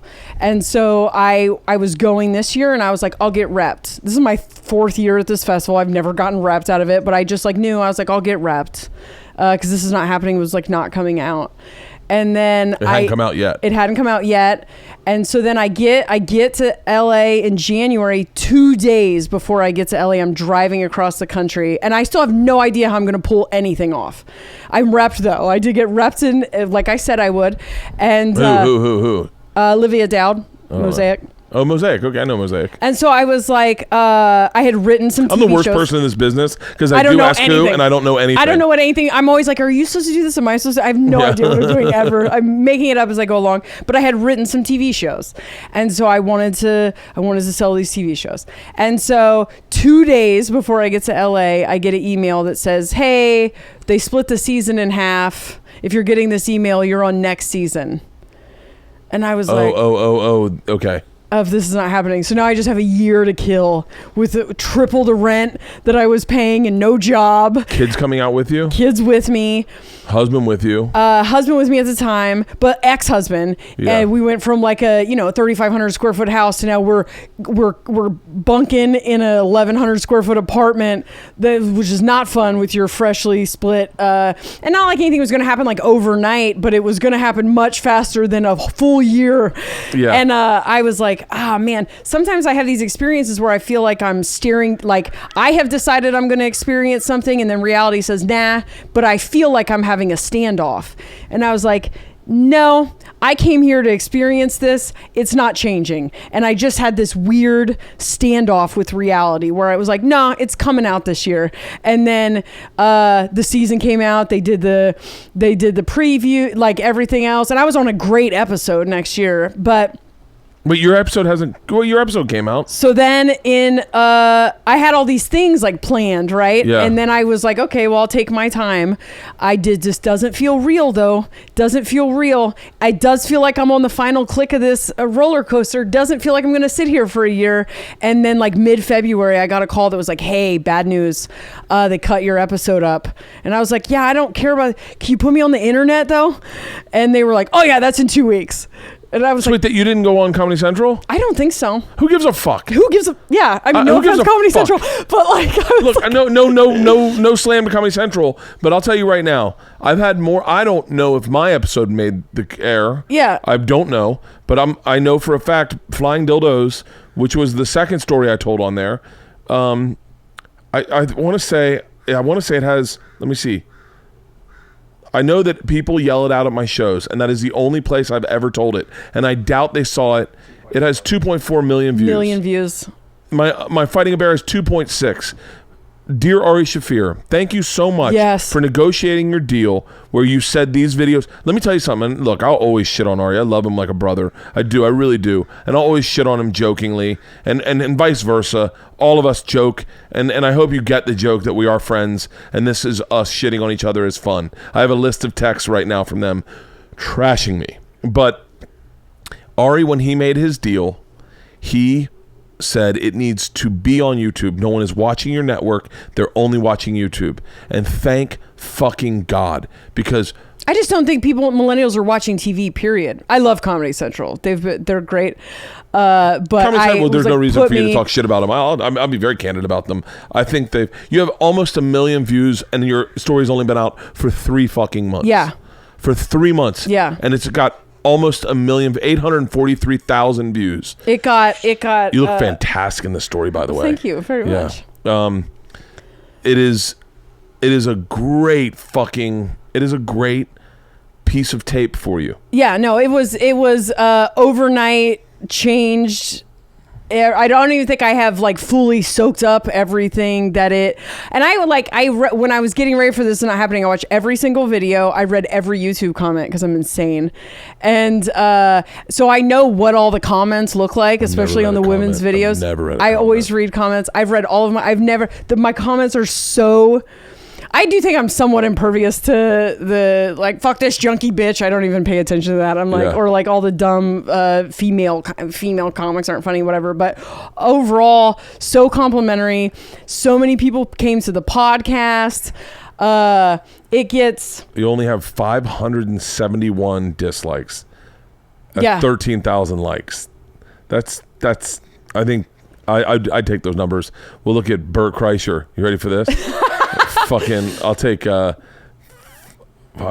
Dildos and we'll see how many dislike percentages. It's going to be a lot. Why can't I spell flying? I think I might be. Let's see. Hey, not too bad. Not too bad myself. Not too bad. I think we did a good job. I think can you tell Ari that I'm not a mutant? So I only know him. He called me because it was still his show till like the day that I taped. And he called me and was like, hey, you're doing my show. Where's this number from? And I said, Delaware. And he was like, why? Oh, he's the wrong person to... That's so funny because that's so Ari. Yeah. Why are you in Delaware? Yeah, why? And I was like, I just where I landed. And so we talked a little bit. He was super nice. And then I did the show. And then I have made several attempts. We were going to do a New York Comedy Festival. We were on a storytelling show together. And where I was telling a story about accidentally blowing the Red Sox. And I texted him and was like, hey, I don't know if you remember me, but I was looking forward to meeting you. And then every time I ever just try to, I'm awful on text. I would try to say something nice and then it like definitely comes out weird. So I've started several conversations with him that all end with me then writing back and be like, oh, I didn't mean it.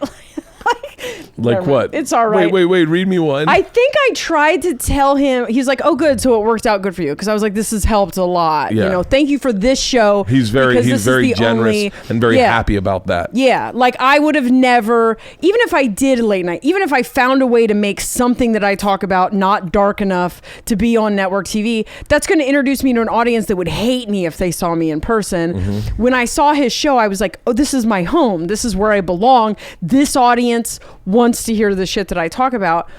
And so I told him like, yeah, it's already been a huge, like made a huge change in my life. And he said, so it's been good. You had good things work out. And then I was trying to tell him that like how many of his fans are in the comments, like how many people boycotted the show because of him, and like how much his fans love him, whatever. But I don't know if like tonally the way I said it, I was trying to compliment, but I'm kind of tiptoeing around it. And then I feel like it sounded like I was complaining. And so then, which I probably didn't, he was probably just like doing a show. But then by the time he came back, I had already like tried to fix it. That's and you know, he's on a flip phone. So really? Oh, cool. He's on a flip phone. He's only on a flip phone. So he's only getting the last text. Cool. He doesn't, and then sometimes when he replies, it comes from his email. Like it's really hard to communicate with him. All right, awesome. I would write it off that he didn't read any of them. Yeah, because okay, he's stuck in 1992. Awesome. On his fucking technology. Oh, that's so funny. Yeah, he is. He's. You know, the only thing that sucks is that had he been a part of the show, and this is the best part of Ari, I didn't experience it as much because I think storytelling wise, I think I was more far ahead of the rest of everyone getting into it. Yeah. Because I was doing it for real. Yeah. Like I was doing it for real. I mean, I told the Machine story 4 years straight. Such a great story. Every show, trying to figure out how to tell a story. And now I'm a lot quicker at getting to a story. Yeah. But I learned that on my own. And so many people get into storytelling who want to do it, who get lost. And Ari and I would sit and talk about story and why some stories work. And you'd find out things like, it was just from like random feature acts would be sitting on the road with you and you go, you know why I like that story? I knew when it was over. And you're like, what?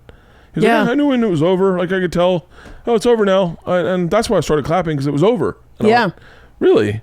So like, but one of the things he was really good with was sitting with people and helping them with their story and telling them what was great about their story. And I've done it with comedians since who have done this show, because Ari's agent is a good friend of mine, and just being like, hey man, can you help me with my story? And so I'd have them tell me their story for like over an hour. Yeah. And then I'd reworkshop their story with them and kind of go, here's the arc I see. Yeah. But your story was so good. It had all the things I love in a story. Had all the things I love in a story. I love a strong open. I love a fucking through line. You arced it, you slowed it down, you sped it up. All the things I love in a story. What you had it. You should thank Dave Williamson if you ever see him. Okay. Do you know Dave Williamson? Is that who? Yeah, I do. Dave Williamson He was there that night. We were backstage in Birmingham. I said something. I had a punchline, then later that night after watching your set, I had a joke about my daughter's softball team, a bunch of white girls crumbling like meth teeth. And it's so funny that, and then Dave was like, oh, we got to Google her teeth. And so, Dave Williamson was backstage. He's like, have you heard of Jessa Reed? And I went, no. He goes, dude, that's one of the best stories I've ever heard. And I went, wait, what is it? And he goes, just Google it. She drinks meth pee. And I went, I'm in. Like, I love when someone can do, like, I remember Nate Bargatze was like, you ever hear about the time Joe List shit in that girl's shoe? I was like, oh my God, that's how it's, yeah. I'm like, I'm in. Yeah. And I started watching it, and I had to pause it because I had to go on stage. And when I got off stage, I went right back to watching it. I was thinking about it on stage. Oh my God. That's why I said I hadn't gotten the part. I don't know what part I got into, but that's where I was thinking about it on stage. And when I said these white bitches crumbled like meth teeth, I was thinking of you. Right. And I was like, God. yeah. And so I thought, and I got off, and then I got back to my hotel, and I watched it again. And then I fucking went online. I Googled every fucking picture of you I could find. And I was like, this is what makes, in my opinion, what makes a great comedian is someone where you watch the one thing they do, and then you're like, fuck, I'm fascinated. I got to know everything. Wow. So yeah, so if you see Dave Williamson, buy him a Bud Light. I will absolutely message him. I'm going to find this album for you also. Oh, I'd love to see it. Because part of me thinks you probably look like a ton of girls I've partied with. All right, so it's you can just swipe through that album. Oh my God. You won't see the teeth. There were none by this point. Oh my God. And there's a lot of like black eyes because we didn't get into the domestic violence stuff, but I got I took propane tanks to the face and stuff. So. And you have great skin. You don't look like you have acne spots at all. Yeah, I didn't get any. I got very little acne. Not more than I ever got. Not on meth. Do you still smoke cigarettes? No, I quit when I had a year clean. Really? Your hair looks interesting as fuck in this. So these are braids, and now I'm kind of self-conscious about sharing these photos because, like, we didn't know anything about cultural appropriation. Fucking suck a dick on that. My best friend was black. He put braids in my hair. I would never be self-conscious of this. I would definitely. Is this you? A mugshot? Yeah. So that is. I got caught in a burglary. I was so slick though. And I knew that the cops were coming because we were with someone who was definitely a rat and whose phone had gotten turned off that day, but he was outside on his phone. And I was like, this fucking rat. So I wrote myself a note that was like, hey, whoever the owner of the house was that we knew wasn't there. I climbed in your doggy door to get my stuff and your house looks ransacked like people robbed it. What's happening? And then I stuck the note in my back pocket. So when the cops showed up, I answered the door. They searched me. Since they found the note and I didn't show it to them, they just were like, oh, okay, that's why she's here. And they let me go. But then my boyfriend was using a fake ID of a felon, like he had stolen ID and it was of another felon. So they realized he was lying, and then I was just trying to be a down ass bitch. And I was like, a down ass bitch. You're not taking him without me. And they were like, all right. So God, that doesn't look like you at all. Really? Yeah. Yeah, so this is like 25 years old. That's like 23 years old. Oh my God. That's my sister. That's your sister? Yep. She looks like she's having a good time. Yeah, she was but see, like, this is like the self-awareness in the pictures where I know, because this was to take a selfie, you had to take a camera, you had to put it on the timer. Yeah. Then you had to prop the camera up. So I had rolled that camera up into the window of the car I was living in. And then just so I could take this picture, and it kept falling out and it kept like the timer kept going off. So I was kind of laughing at myself. Yeah. Whenever I was doing like super tweaker-ish stuff, it would...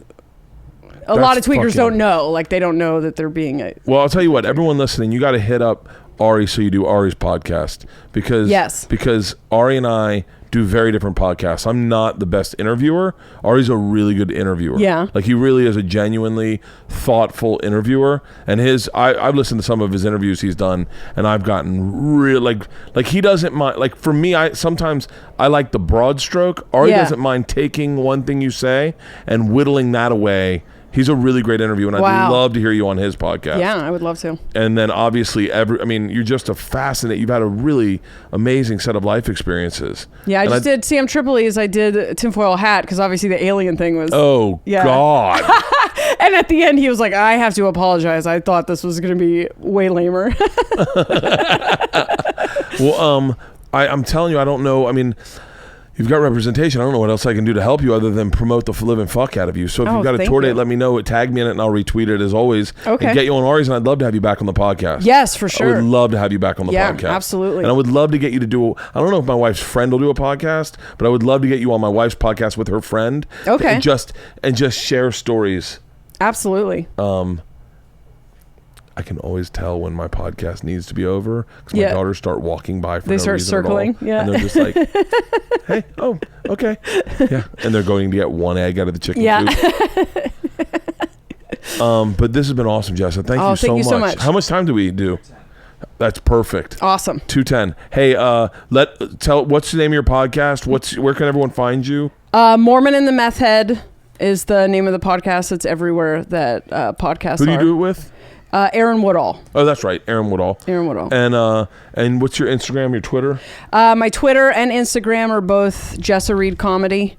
And I got JessaReed.com, obviously. And then just Jessa Reed on Facebook, where I spend most of my time. You can follow me. Are you big on Facebook? Big on Facebook. I wouldn't be shocked if you had an hour special on Comedy Central within this year. Wow. Thank you. Yeah, because the big stories that have popped from there are like Ali Sadiq. Yeah. And his special did amazing for them. Yeah. But I think people that find you on there and you're an authentic storyteller with a point of view, and if you and Ali are so much alike in that you're people who lived a life and definitely grew up and have a point of view. Right. But there's still a part of you in, like, there's so much a part of you that's so much still in Ali. Like, Ali doesn't like when people talk down to him because he's shorter than them. Yeah. And that's the same thing. You're like, I believe in this manifest destiny. Yeah. I believe that I'm pushing up against my destiny. Like, that is the same fucking voice. That fight, yeah. Yeah, it's awesome. And I'm so glad I got to meet you. Thank you. Me too. This has been great. Yeah, thank you so much. Thank you.